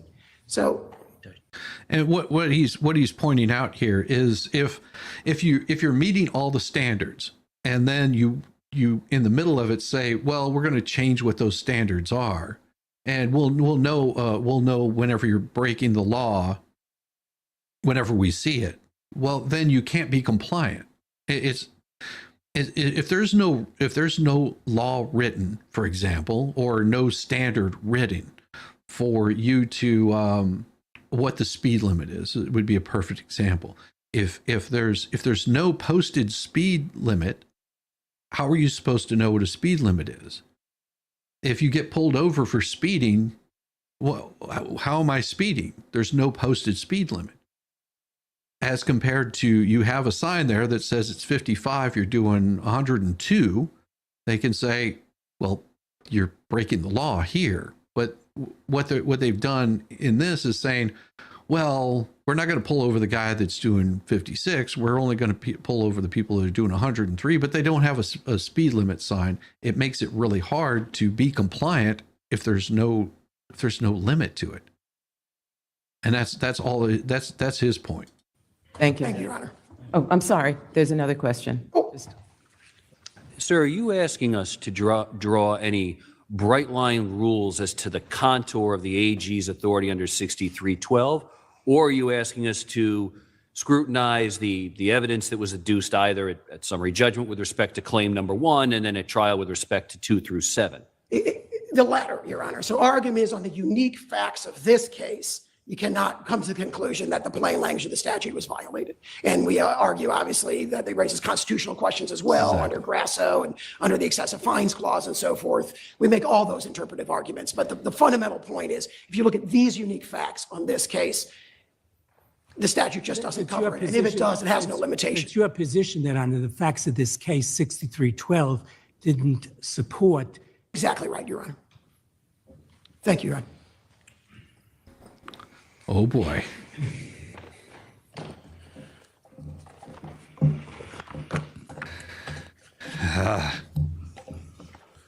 Good afternoon, Your Honors. Brian Isaac, as you know, I represent the non-party appellant attorneys. My argument is not as sexy as the other arguments, but I think it's a hugely important argument to me as an appellate litigator. I think that the New York State judicial system is the best in the world. I don't think it's better arithmetically. I think it's better geometrically. And I think most of the credit goes to you, but some of it goes to us also. You can't do your job in an exemplary fashion unless we do our job competently. And every single lawyer who practices in New York knows it's not what you get at the trial level, it's what you keep in the appellate division. It is an absolutely horrible idea, in my judgment, to sanction attorneys for making motions for summary judgment in cases where they have to do it to preserve the issue, not only here, Your Honors. You don't want to take a chance on the appellate court saying, oh, they didn't preserve the issue. Judge, it's not only here. This is a Trump case. Like him, don't like him, it doesn't matter. This case is a case that definitionally could go to the Court of Appeals. Look at 522B41, look at Cialina against Erie Preserve, look at the number of amicus briefs that you had. I couldn't even read them. You have to preserve these issues. And there's one fact that I want to bring to your attention. I know you know it, but we probably should have brought it out in the brief more. You have interest of justice jurisdiction. You can, if you want, decide unpreserved issues. You almost never do it if you don't believe me. Just run my name. Just put Brian J. Isaac, in quotes, within 8, put preserved, unpreserved, not preserved. See how good I've been. I'm not 0 for 5. I'm not 0 for 10. I'm 0 for 3 decades on that. But this court can do it. The Court of Appeals can't. They do not have any interest of justice jurisdiction. They are not allowed to decide mixed questions of law and fact. They can't decide damage issues. They can't decide that a case is against the credible weight of the evidence. How can a competent attorney, and these people are competent attorneys, risk a $440 million malpractice claim by not raising an argument that's a tenable argument? And I'm not going to go over my time because I don't, but I wanted to say something to you. The Attorney General and the trial judge excoriated the lawyers for making a motion for summary judgment on disgorgement at the summary judgment level. One of the cases they rely on is People against Ernst & Young, which you know. Can I read to you what you said? This isn't Brian Isaac. It's not Michael Ross who wrote the brief for me. This is the Appellate Division First Department. I'm reading it verbatim. Quote, therefore, while the Attorney General does not allege direct injury to the public or consumers as a result of defendants' alleged collusion with Lehman Brothers in committing fraud, the equitable remedy of disgorgement is available in this action. Here's the key point. And it was premature to categorically preclude it at the pleading stage. That's verbatim. That is exactly what these lawyers did. And to be sanctioned for it is just wrong and threatens the integrity of what I think is the greatest juridical system we've seen. You shouldn't allow it. Thank you. Counsel. Now, if you didn't get what he was talking about, is they were trying to preserve this for the record, and the court was trying to not allow them to preserve the right for an appeal. Like, this is why they were bringing it up, and the court was saying, no, we can't allow, we're not allowing that in for the record, but they had to do it to preserve the right for appeal. That's all he was talking about. So you have 10 minutes on this first. You have 10 minutes on this. Well, I don't know if it's easier, Your Honor. Since we're the appellees, I'm happy to just take the full 15 minutes as the appellee, and that, I think that maybe simplifies things.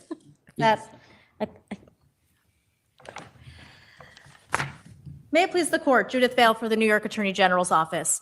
All of the defendants repeatedly violated. Ms. Vale, can you identify any previous case in which the Attorney General sued under Executive Law 6312 to upset a private business transaction that was between equally sophisticated partners, where the supposed victim had the ability and legal obligation to discover the allegedly misrepresented matters by conducting its own due diligence, where the supposed wrongdoer advised the supposed victim through written disclaimers to conduct its own due diligence and to draw its own conclusions, where the alleged misrepresentation almost entirely concerned inherently subjective valuations of properties and businesses. Yes. Boom. She didn't even get her introduction in before he asked that question. Have you ever seen this before. And here it goes. And where the victim never complained about any fraud in the transactional losses from it. Because I've gone through the cases which you've cited, and all of them always involved the consumer protection aspect. It involved protection of the market. Well, several responses. And I want to add to his question, and little to no impact on the public marketplace. Oh. So think about this. Yeah, that's exactly what that was, Nanny Goat. That was a slap. That was literally saying, can you, because all of the cases that you cited don't meet these standards. All of these cases that you're citing as the appellee, which would be the state of New York, all of the cases that you cited, all of the people that were found guilty of this had a major impact on the market. They had a major impact on fraud. They were doing it fraudulently, and none of these have been met. And in your briefing, all the cases that you cited, none of them. Well, every single one of those, there was an impact on the market. There was fraud that was found. There were people that were harmed and made complaints on it. Lehman Brothers, all that crap. That's what the question that they were asking. Just a little more specific. Well, maybe I'll take that first, Your Honor, and work backwards. There was absolutely a public impact and a public interest here. There are at least 4 different public harms from the kind of misconduct here. First of all, when deceptively hidden risks are injected into the market, that does hurt the counterparties, and there was harm to the counterparties here, but it also harms other market participants and the market as a whole because they are not understanding the risks, they are not pricing them in properly, and they are not prepared for what might happen if the true risks come to pass. Also, as the legislature made clear in passing 6312, it was concerned with harms to the honest business people who don't do the misconduct and therefore don't get the kind of benefit that. What was the misconduct, though? Because nobody was harmed. There was no complaint. The money was paid back. And yes, they should be made to pay sanctions. Absolutely, Nancy. I suppose you're referring to the fact that Trump received a lower interest rate than he might otherwise have received. But haven't you yourself conceded that the assets were sufficient to get the lower interest rate of the private wealth management direction? Absolutely not, Your Honor. That is not conceded one bit. And the evidence is to the contrary. If you look at what the Deutsche Bank witnesses testified to, Haig said that the financial strength of the guarantor affects the pricing in terms of the loan. That's in the record at 28167 to 68. And it affects whether the private wealth management group would be allowed to do this deal at all. That's at 28150 of the record. And you have to remember something. As the net worth as the statements were coming in, the Deutsche Bank was doing a stress test. So if without the fraud, the net worth and liquidity would have started much lower. And then you do the stress test and it takes it down much lower. It does not look like such a strong financial guarantee anymore. It does not. She is on the state of New York. That's what side she's on. That's what side she's on. And she's about to get slammed here in a second. Look like an ironclad guarantee anymore. And it was absolutely a fair inference that Deutsche Bank would not have given these loans without the financial strength being inflated. That was also evident from Haig and McCarty testifying about the incredible Doesn't Mr. Haig collateral. Doesn't Mr. Haig testify that there were 14 factors and this was the least important factor? Oh. Well, there are multiple. There's 14 factors, and this one point that she's making was the least amount, and that was their the appellees, the state of New York's, that was their witness that even said this.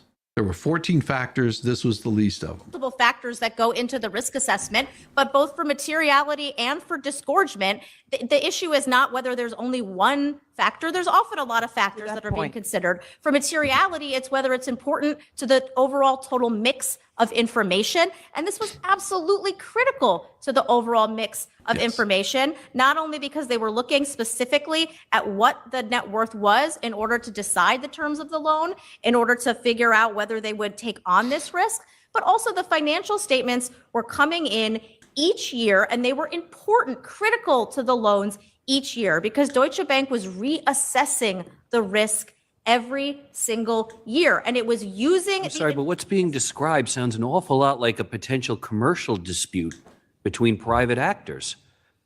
Well, to go back to the first question about whether there's other examples of this, there are other examples of this. In the First American case, the Attorney General brought a 6312 case where the transaction at issue was between a very big bank, Wells Fargo, and a professional appraisal firm. But And it wasn't wasn't the concern there that the public would ultimately be negatively impacted and affected by what those corporate actors were doing? and that's— Oh, yes. And that's the point that Trump's team is making. It's like nobody was affected by this. This case that you're citing, it was determined that it would have impacted the marketplace as a whole. None of what Trump did affected the marketplace at all. This is why the government needs to stay out of private businesses. Well, and you just watch until the end, because this gets really, really good. that concern is here as well, because when you have hidden risks getting injected into the market, that hurts the market and honest participants in the market. And the legislature also decided, contrary to what defendants think, that making sure that business in New York stays honest is the way to attract and keep business So to that in New York. point, the Executive Law 6312, I just want to read a section of it. Well, not exactly, but was enacted to promote and protect honesty and integrity. It's the same question I asked the other side. In commercial marketplaces in New York, by stopping fraudulent and illegal businesses. To accomplish this purpose, the statute authorizes the Attorney General to bring civil enforcement proceedings on behalf of the people whenever any person shall engage in repeated fraudulent or illegal acts or otherwise demonstrate persistent fraud or illegality in the carrying on, conducting, or transacting of business. I don't read harm or threat of harm in that, but the other side is saying that that is to be read into the statute. Are there any cases where the language harm or threat to harm limits the scope of the Attorney General? No, Your Honor, not as to liability, and not in cases like this where what the Attorney General is seeking is injunctive relief and disgorgement. Greenberg from the New York Court of Appeals and Ernst & Young from this court make clear that reliance by a counterparty and actual harm to a counterparty are not required for liability for any of the claims here. And remember to think about the illegality claims as well, because it's not just fraud. Could you just let her finish the question? So for the illegality claims, you look to the underlying penal law provisions. And for something like issuing false financial statements, there's no requirement for reliance. There's intent and there's materiality, which was proved at trial. But if someone issues a false financial statement to their counterparty, the counterparty gets it and is not fooled, picks up the phone and calls the enforcement authorities, the crime has still been committed, even though the counterparty didn't rely on it at all. So that's you're pointing to Ernst & Young, you're pointing to First American. Ernst & Young, you're dealing with the collapse of Lehman Brothers. First American, you're dealing with an action brought against an appraiser who overvalued properties at the behest of a lender, perpetrating a scheme to induce unsophisticated consumers into taking out home loans that they could not afford. Oh, yeah, that was, and you understand what he's talking about. He's talking about the 2007, 2008 housing market crash. Okay, that affected everybody because people were being encouraged to take out loans that they couldn't afford to pay off. And they were overvaluing property at the behest of the lender. That right there is what she's quoting, and none of that happened here. It hardly seems that justifies bringing an action to protect Deutsche Bank against President Trump. which is what you have here. I mean, you've got two really sophisticated parties in which no one lost any money. And that was the point of my initial question. Every case that you cite involved where there was damage to consumers, damage to the marketplace. You've got a scheme to get unsophisticated consumers to take out home loans. You got a collapse of Lehman Brothers. You don't have anything like that here. Well, first of all, Your Honor, the statute doesn't require that whatsoever for liability. And the statute is written broadly because the legislature wants the Attorney General to go in and stop fraud and illegality. Counsel, an example of what you're talking about, I think, is People versus Allen, isn't it? There it was just a dispute among partners. Yes, it didn't affect the public, at all. But I think you hear underneath all these questions, the question of mission creep. Has 6312 morphed into something that it was not meant to do? And that's that. Oh, and I want to thank Rosalind Duke for this. Just so you guys know, she was the one that pointed this one out. Thank you, Rosalind. Yeah, conglomeration like douchebag. Yeah. Your mortgage went up at least twice. It went up to about 30%. And hurrah! Check out Maxim Hurrah. Captain Ukraine. That's something you must address because there has to be some limitation on what the Attorney General can do in interfering in these private transactions, as Justice Friedman said, that where people don't claim harm. So what is the limiting principle? Well, I'll say two things, Your Honor. Well, first of all, the limiting principle are what's in the law. So the illegality claims require intent. They require materiality. Let's talk about the standalone. Just for the 6312 fraud. Well, this court has defined that rather broadly, but there are still limits. It is not falsity in the wind, first of all. It is not falsity that you whisper to someone on the couch. It has to be related and relevant to the business at hand. And it does have to have a capacity or tendency to deceive. It has to have a capacity or tendency to deceive. And I will stress, Your Honor, that this does have harm to the public and to the markets. And I think what Your Honor is saying is that in some of the other cases, the ripple effects happen to happen.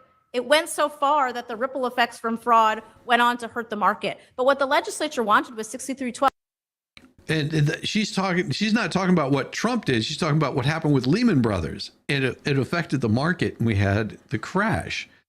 Yeah, your first mortgage had a 9% interest rate back in '85. You're lucky that wasn't in the 70s, because in the 70s it probably would have been about 13%, as high as 13% interest rate.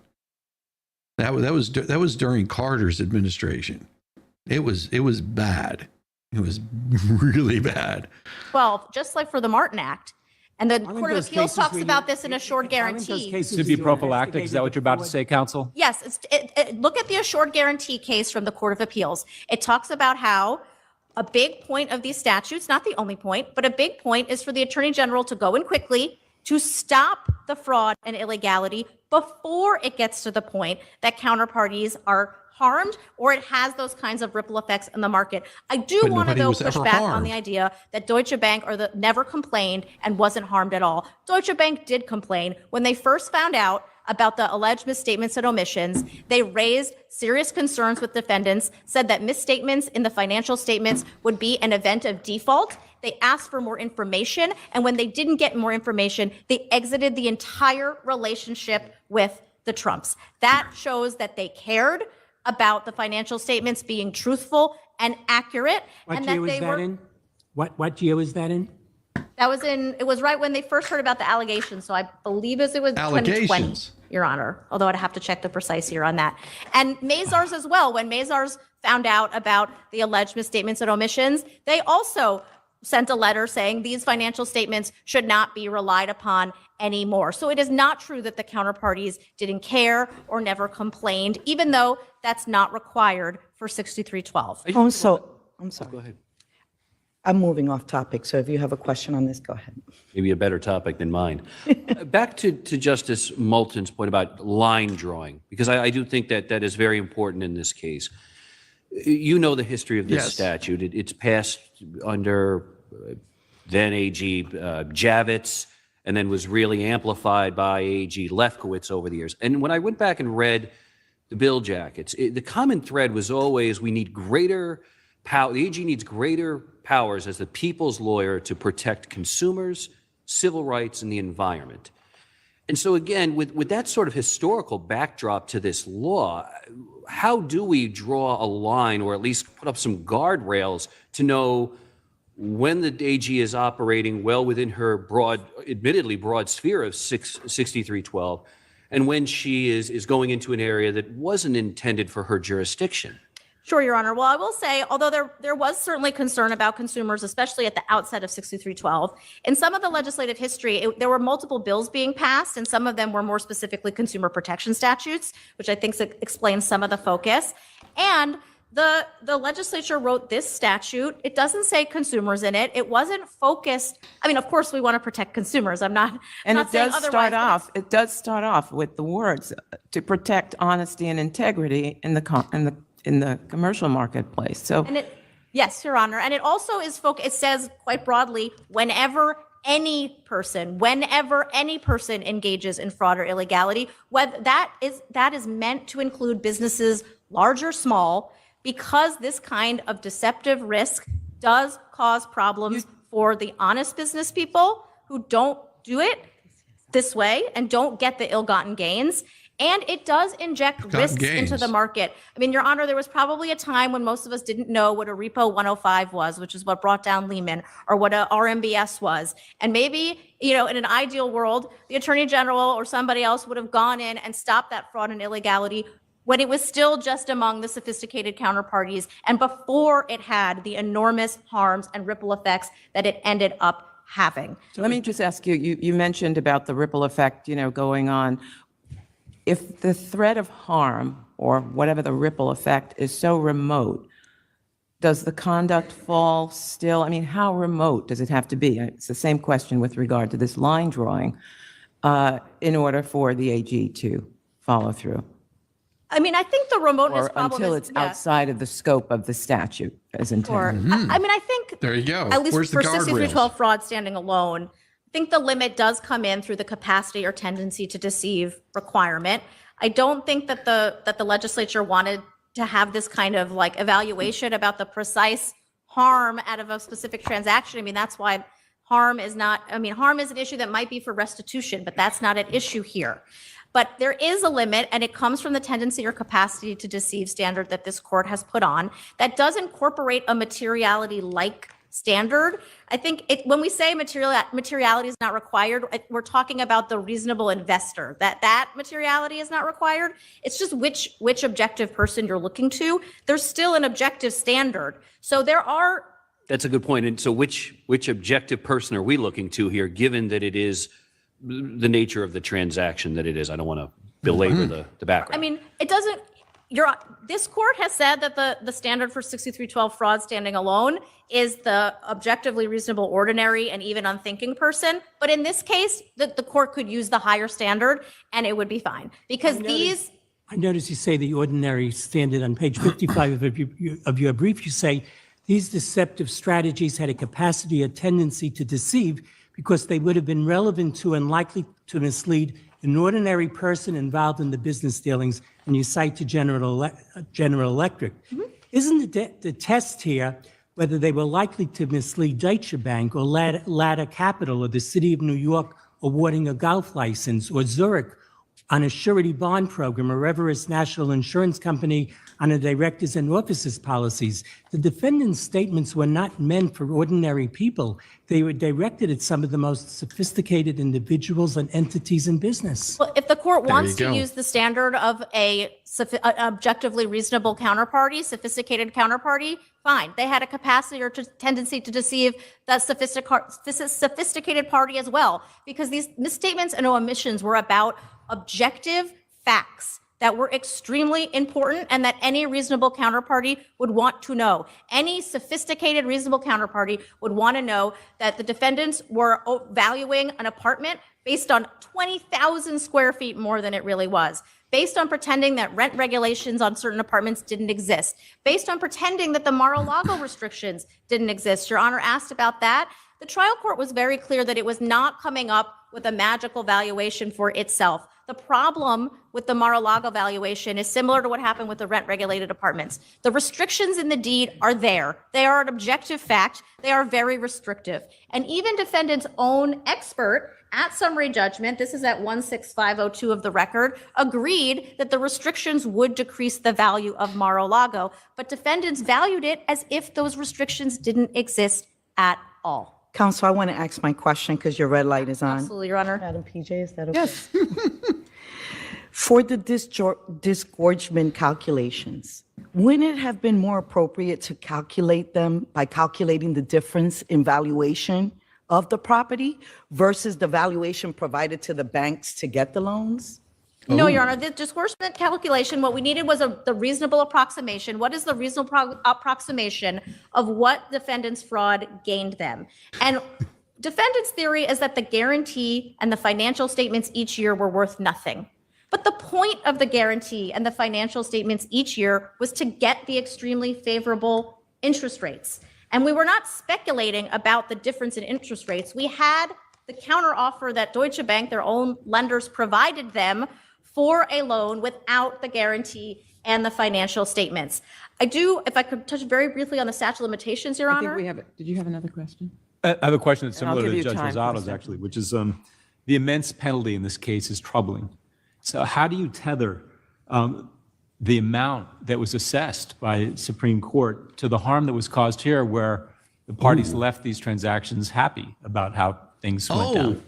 Well, disgorgement, Your Honor, looks at taking the gain away from the wrongdoer. And although this is a large number, it's a large number for a couple reasons. One, because there was a lot of fraud. This went on, and illegality. It went on for 7 years during the statute of limitations period. How was it fraud? Another reason is because the guarantee and the financial statements each year worked to get enormously favorable interest rate savings to the defendants. It was a difference of approximately 4 to 8 percentage points, obviously varied by year. That is an enormous benefit that they got from the misconduct. And it is not an excuse to say, well, our fraud was really successful, so we should get some of the money. Was there double counting in the damages assessed for the old post office and the Ferry Point? No, there was not double counting, Your Honor. Two points on this. First of all, the interest rate savings and the sale price. Exactly. Who is the injured party? Yeah, to have fraud, you have to have an injury party. Like, no relief can be done. And they're saying it was fraud on all of New York. Nice to see Alec Borson found work. Yeah, there is no injured party. That's the thing. Profits are separate pots of money. The defendants got the interest rate savings off the top. There's no suggestion that they invested that savings into the OPO. They were using the loan, and so they got the interest rate off the top. That was the savings that they got. Yeah. Each year within the statute of limitations, they were getting a savings by doing the fraud over and over again and the But they weren't illegality. fraudulent in And then the doing it. sale profits are They were separate. doing And the anything sale illegal. profits, it's not the proceeds. The proceeds of the loan of the sale were around $370 million. The trial court took out the repayment of the Deutsche Bank loan, and I think defendants themselves had taken out already the taxes. And Mr. Trump testified that the number for him, around 126 million in profits, was his profit. That was his profit or more. I'd happy to talk about the statute of limitations quickly, although I see that my red light is on. So, Well, I'll give you more time for. Sure, Your Honor. On the statute of limitations. How much? I'll give you 3 minutes. Thank you, Your Honor. On the statute of limitations, each use of a misleading statement in business and each issuance of a false financial statement is a violation of the statute. And it is helpful to look at the illegality claims. Every time someone issues a false financial statement, that is a crime. And it is no excuse under the statute of limitations to say, oh, although I issued a false statement in 2017, I should somehow, for statute of limitations purposes, be free and clear because I also issued a different false financial statement in 2011. Is there any tension between your position and our prior decision that said we have to look to the accrual as of the date the transactions were completed? No, Your Honor. I think the best reading of that language is that the transactions completed. The transaction is referring to the conduct that the statute is referring to, which is the fraud or illegality. So each time you issue a false financial statement, for example, that is a transaction. I think it's referring to the loan. No, Your Honor. If the court had wanted to refer to the loan completing or the loan initiating, it would have said that. And Ivanka was much differently situated. The problem, for what this court said about Ivanka Trump was that she was not sufficiently involved within the statute of limitations for her with the certification, preparation, review, or use of the statements. That was why she was released from the case. Whereas the defendants that remain, each personally were involved in the preparation, issuance, and use of the statements in business.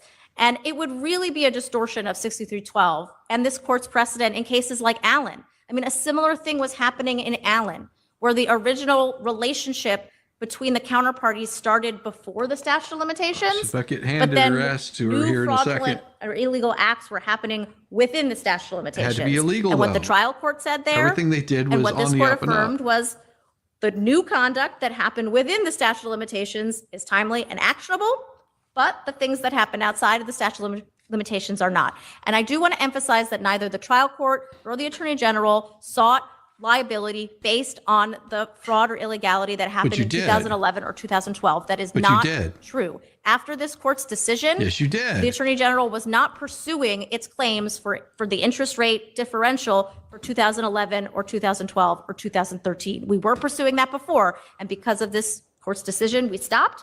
And the trial court appropriately separated it and said the claims that are based on fraud or illegality that happened before 2014 But you still used it. are out.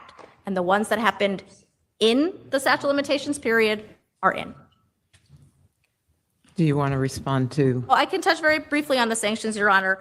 I mean, I think for the sanctions, I'll say two things. And one is it was not just one frivolous argument. It was multiple frivolous arguments happening, including both at summary judgment, raising the argument that disgorgement is not allowed under 6312 as a categorical matter. That is foreclosed by controlling New York Court of Appeals precedent in Greenberg. And counsel misquoted Greenberg in making that argument to make it seem as if Greenberg had not said what it said. And it was that combined with raising purely legal arguments about standing capacity to sue, raising those arguments again for the third time after the trial court had warned them and said at the motion to dismiss stage, these arguments are frivolous, but I'm not going to sanction you now. I'm warning you. And I understand the need and the feeling to preserve the need to preserve arguments for appeal. As an appellate attorney, I understand that. But what counsel did here was not write a sentence or two and say, for the purposes of preservation, we are adding this to our brief. They wrote the whole argument again, relying on all the same cases and all the same legal arguments without explaining what, as a factual matter, was different. And that was unnecessary and frivolous. Thank you. Thank you. Mr. Sauer? Oh, boy. Thank you, Your Honor. Just pivoting to that last point. Last year, the Attorney General's office was here on the continuing wrong doctrine, making the exact same arguments. This court rejected them and Trump won. And we're hearing the same arguments again, citing some of the same case law. That was sanctionable for our attorneys in the lower court, but here we are. Now, I want to point the court to two citations in the summary judgment record that I think frame a lot of the questions that my colleague was asked. At 13865, there's unrebutted testimony in the summary judgment record that at least creates a disputed material fact that President Trump would have got the same deal from Deutsche Bank if his net worth had been as low as $1 billion. In their calculation, it was never below $3 billion. So it's triple the threshold. And the clear testimony is the interest rates would have been the same. He would have been they held up a chart that would have been on the same pricing chart. So this notion that there were these 8 basis points at issue is just not supportable. Secondly, at 20,042 to 44 of the record and in other places, the Deutsche Bank witness said, we independently assess all these valuations. We are not relying on the numbers that the client is giving us. We do our own independent assessment. That is our due diligence. That's the understanding of the relevant marketplace. I'm sorry, sir, but Nordbank? So we're talking now about cause of action number one, the fraud under 6312. Yes, and the causation argument as to disgorgement. Yes. Okay. Yeah. So we know point taken, as to the liability on cause of action number one, we know fraud under 6312 has a much broader meaning than common law fraud. And so there it's, as your friend pointed out, the standard is the capacity or tendency to deceive. Did those statements have the capacity to deceive? Absolutely not, Your Honor, for at least 3 reasons. First of all, they're gap compliant. They're not misrepresentations. All the key things they point to is this was wrong and this was wrong. The unrebutted testimony, certainly in the summary judgment record starting at 17,916, is this is what you do in a financial statement. You are allowed to do this. You are allowed to predict, for example, that you'll get your rent restrictions lifted or you'll get authority for, more units at Aberdeen. You're allowed to do that. You're allowed to make optimistic projections. You're allowed to disregard appraisals. What Professor Bartoff said is that appraisal could be sitting on your desk and you don't have to rely on it. And there's actually really powerful evidence in this case to show why that's true. Because if you look at 40 Wall Street, they said, in 2011 and 2012, the appraisals of 40 Wall Street were at 200 to 220 million, and you said 527 million. But they overlooked that a couple of years later. Cushman revised its appraisal and said it's worth 540 million, virtually matching what we had said, and they say is misleading.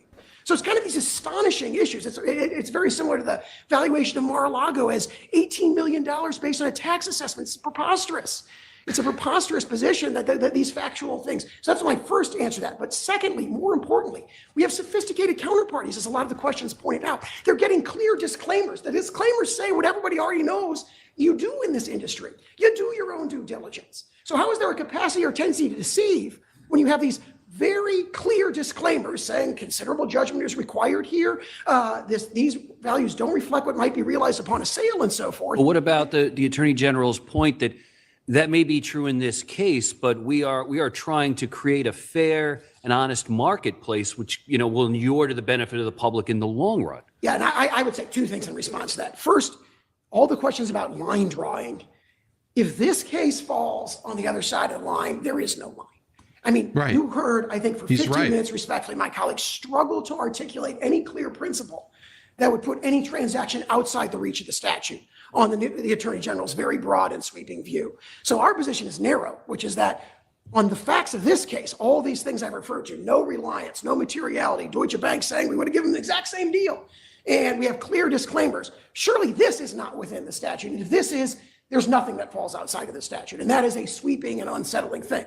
The second point I'd make about that is— And I'm sorry, just to tie a ribbon around that, do you mean based on the facts as they were adduced on the respective records, the summary judgment motion as to cause of action 1, the trial record as to 2 through 7? Yeah. Not that the AG didn't have an interest, at least at the outset, in investigating and maybe commencing the proceeding. We're not disputing that in this. They certainly have that interest. You're saying once you got all the facts before the court, which and that may have been, I wasn't on that case, but that may have been the point of our prior decision, which Mr. Isaac brought up, about this being at the pleading stage. Yes, so it was enough at the pleading stage, but at the end doesn't mean this is what should happen. That's exactly right, Your Honor. Here we have all the facts before the court. But the pleadings in this case, but the pleading in this case is like a novel. It goes on at length, 327 pages or something like that. And basically those were the facts that Justice Engoron found were proved at trial. So aren't we bound by our prior decision? I asked this question another way before. Very significant variations. I just want to flag one. I see my red light is on. The pleading, the complaint, cites GAP like 50 times. They said these statements are bad because they violate GAP. But you go to the summary judgment record, they have nothing. They don't put anything on GAP. The trial court never cites GAP. Our experts say these are GAP compliant.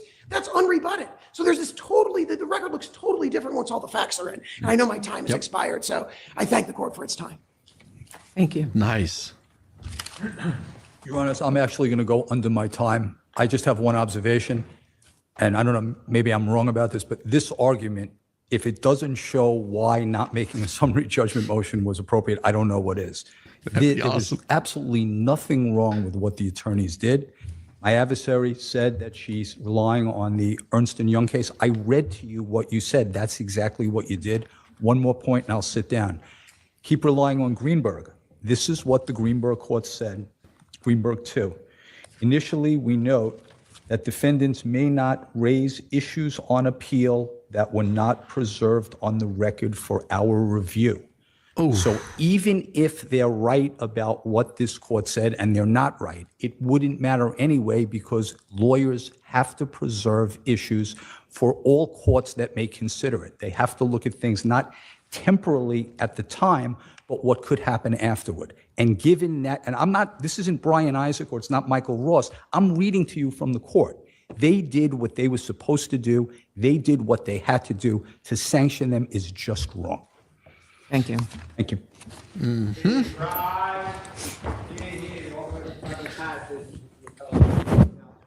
Man, oh man.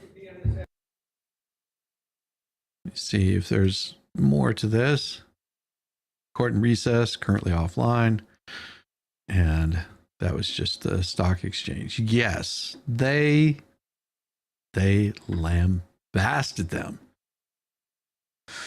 But that was the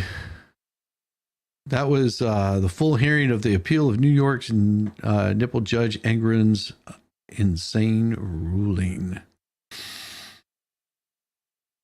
It's amazing. It's amazing to me that they overlooked a lot of those deals. What?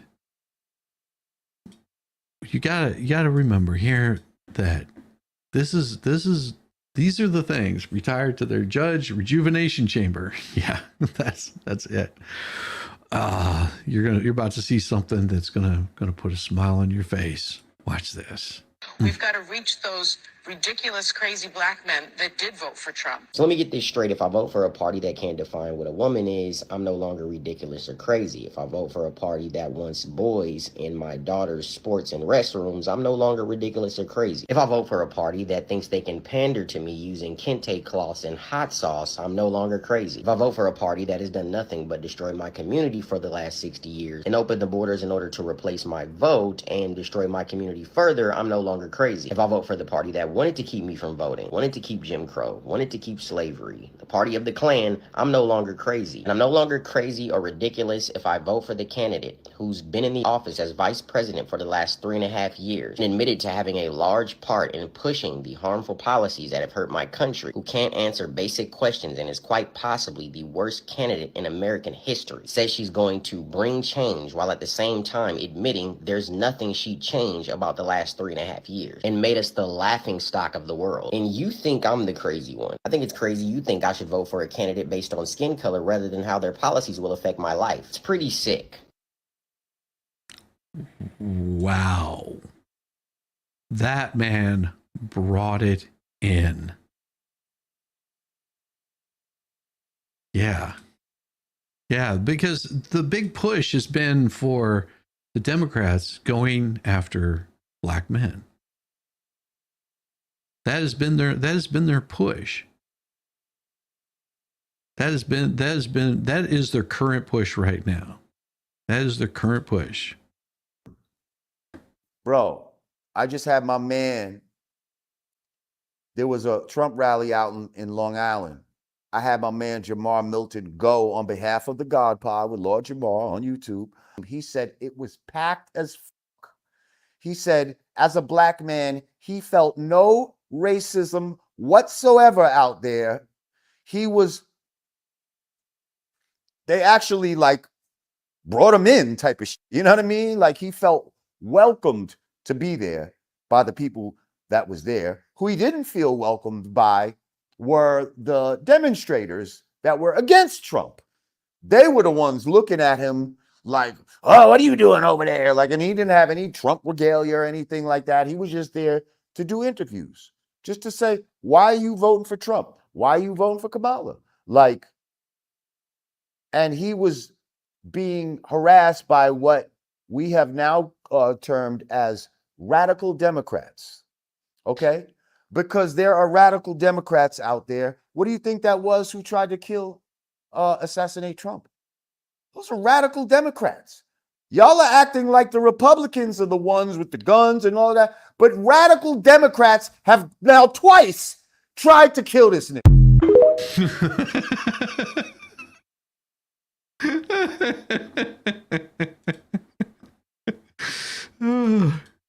Yeah, we have those.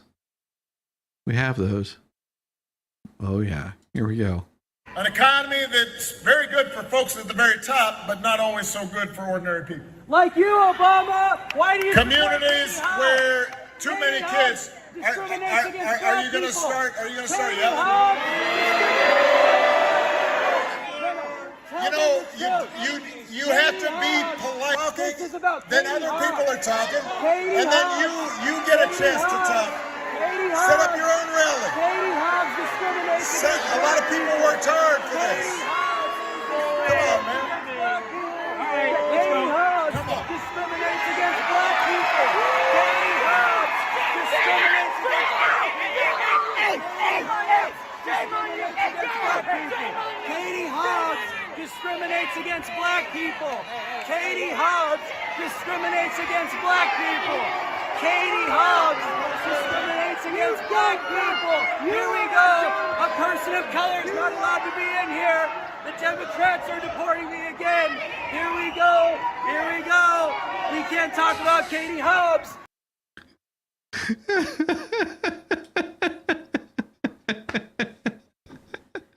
Oh, the consequences. Love. I think I'll vote this year, but don't get arrested. Document as much as you can. Yeah, don't do anything illegal at all.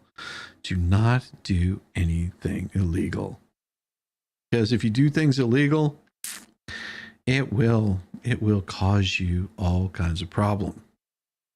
All kinds of problem. It will not turn out well for you at all. He's talking about the enemy within our country, Pennsylvania. He's talking about that he considers anyone who doesn't support Sounds like an empty room. or who will not bend to his will an enemy of our country.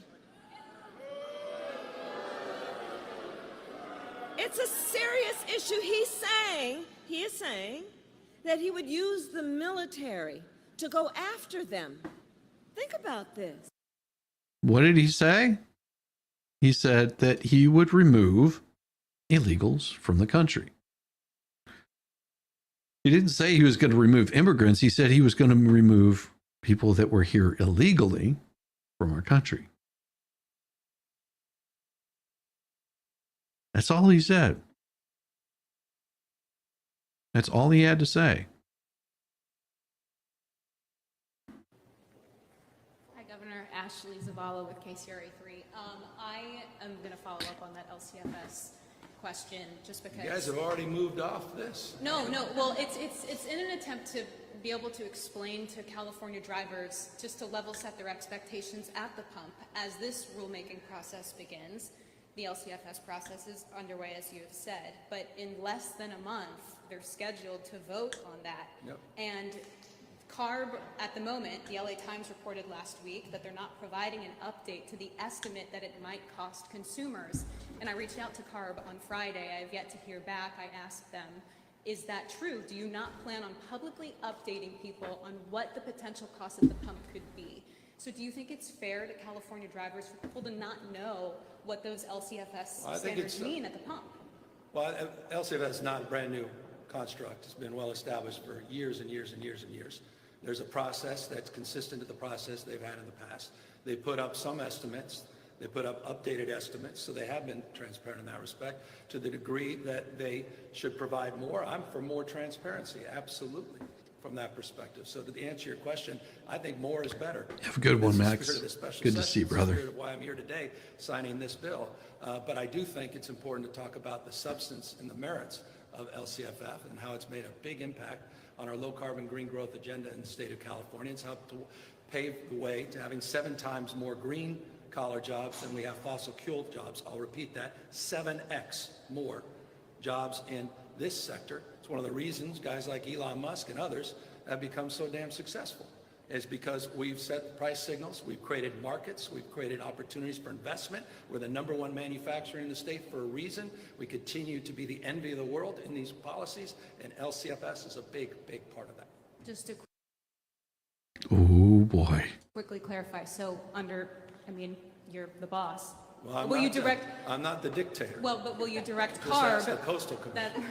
Will you direct CARB then to provide an estimate before that vote? I think it's important to be, I think you heard exactly what I said. I'll repeat it.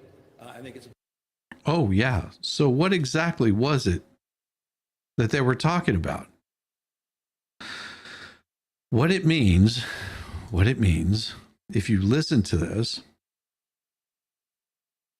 the carbon fuel standards that at first estimated to increase gas prices up to 47 cents per gallon in 2025. After walking back that estimate, CARB isn't giving a new one ahead of the vote. So they're not giving any more information.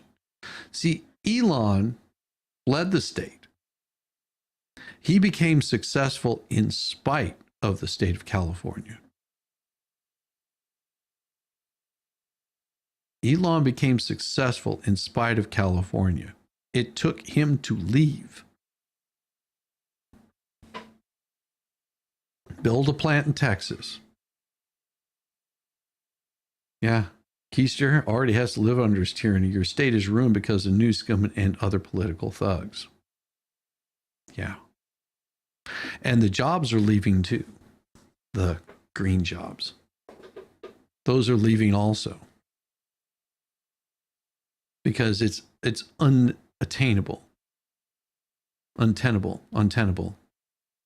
They can't maintain it the way that they are. It shows how much you see on your news. If you watch NBC, CBS, AP, New York Times, every single one of these news media outlets are predicting that Trump is losing. He's losing bad, and Kamala is gaining speed. That she's going to take it by storm. And every single indicator that we've been seeing, she's not doing well. And it's because they're fighting so hard to take away your rights, to take away your freedom, to take away your freedom of speech, take away the ability to call the BS out. And you're going to see more and more of it as we get closer to the election day. I believe in Georgia, early voting starts tomorrow, and you got people going out, oh, vote early. Don't. Or do. It's up to you. Or you could go and vote on election day like a normal human being. So that way they don't know how many votes that they need to get to beat Trump. Because to me, anybody that's pushing that you should go out there and do something illegal, I mean, sure, you can do it. You can go ahead and vote early, but don't you think that it might give them an idea of how many votes they need to come up with? Sort of like early polling. Makes me wonder. Since this won't get monetized, no, it'll be monetized. It possibly, maybe not. Thank you, Rosalind, dude. That is so sweet of you. I appreciate you. I just am curious that why would we go out and get, give them an idea of how badly that they are losing, because election day only comes around one day a year. One day every 4 years, we have election day. You can go out and you can cast the ballot for whomever you decide. You can vote for left, you can vote for right, you can vote for the Green Party if you want to. That choice is up to you. I would suggest everyone go out and vote with their heart and their conscience, see what they want to see, vote how they would decide to vote. I mean, me personally, I'm not going to be voting for Camel Toe, but that's my decision. I can't make your decision for you. But if you want to see who is going to bring us forward and keep us moving forward, just look at the past 4 years. Look at the 4 years before that. Were you better off 4 years before the current administration, or do you think you're doing much better now? That would be up to you to decide. If you think that, having tampons in boys' bathrooms is more important than, having your own, well, then you know how your vote's going to go. Again, Rosalind, thank you so much for the super chat. That's wonderful. And at times like these, I don't worry if I'm monetized or not. It's YouTube's got their own algorithm. I'm done fighting it. tonight we will be doing going over the Sarah Boone stuff. I know that a lot of you have not seen the new intro video, so I'm going to play that new intro video, and then I'm going to shut this bad boy down. So everyone, until then, enjoy.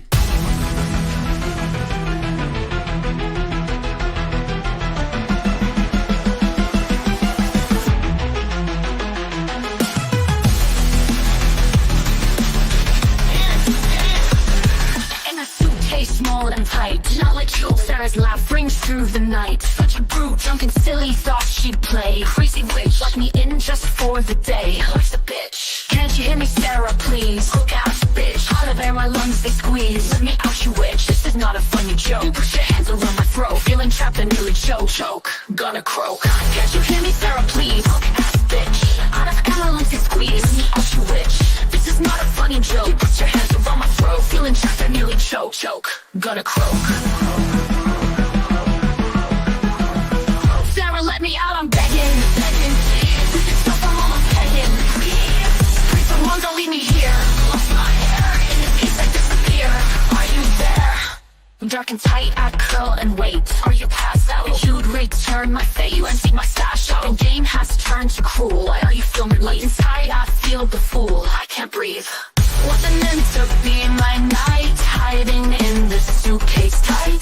Sarah's giggles fade away, leaving me as her castaway. Sarah, let me out, I'm begging, please. This stuff I'm almost begging, please. Pray someone don't leave me here. Lost my hair, in this case I disappear. Are you there? Boom.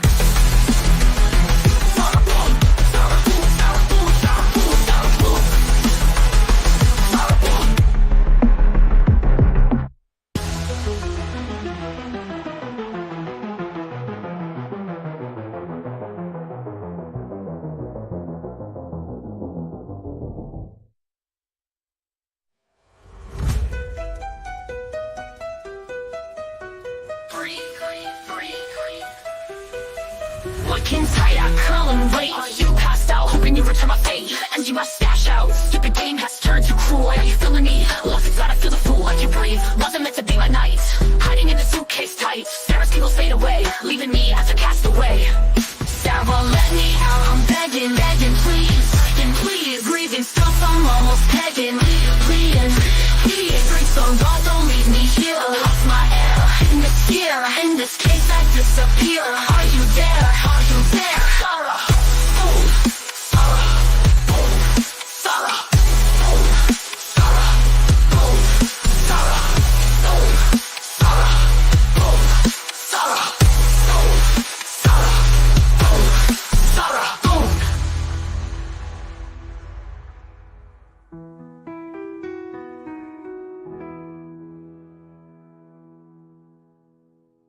Bless your heart.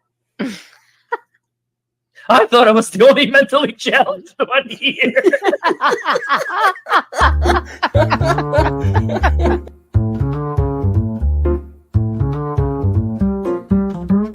Get it, yeah, oh yeah.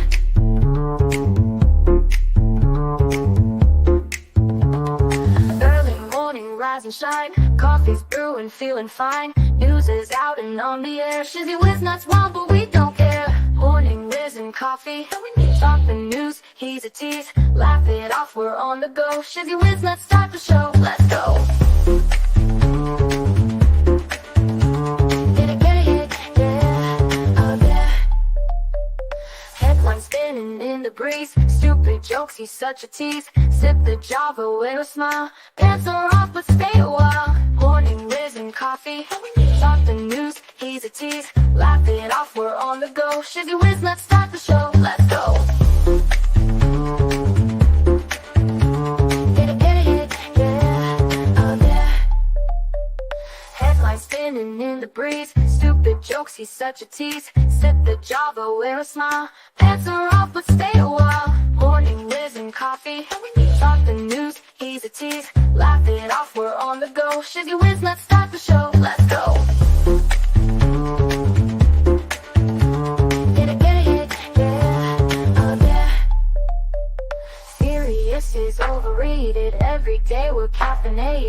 the town, but in a jest. Morning Whiz is always best.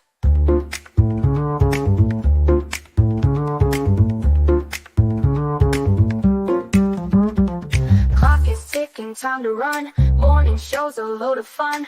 Grab your mug, don't spill a drop. Laugh your ass off till you pop.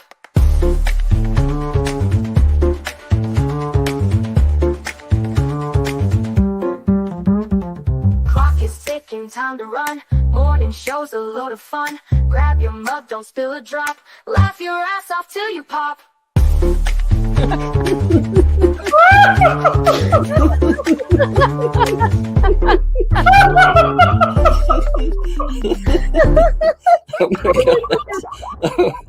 Oh my god, Shizzy breaks Larry.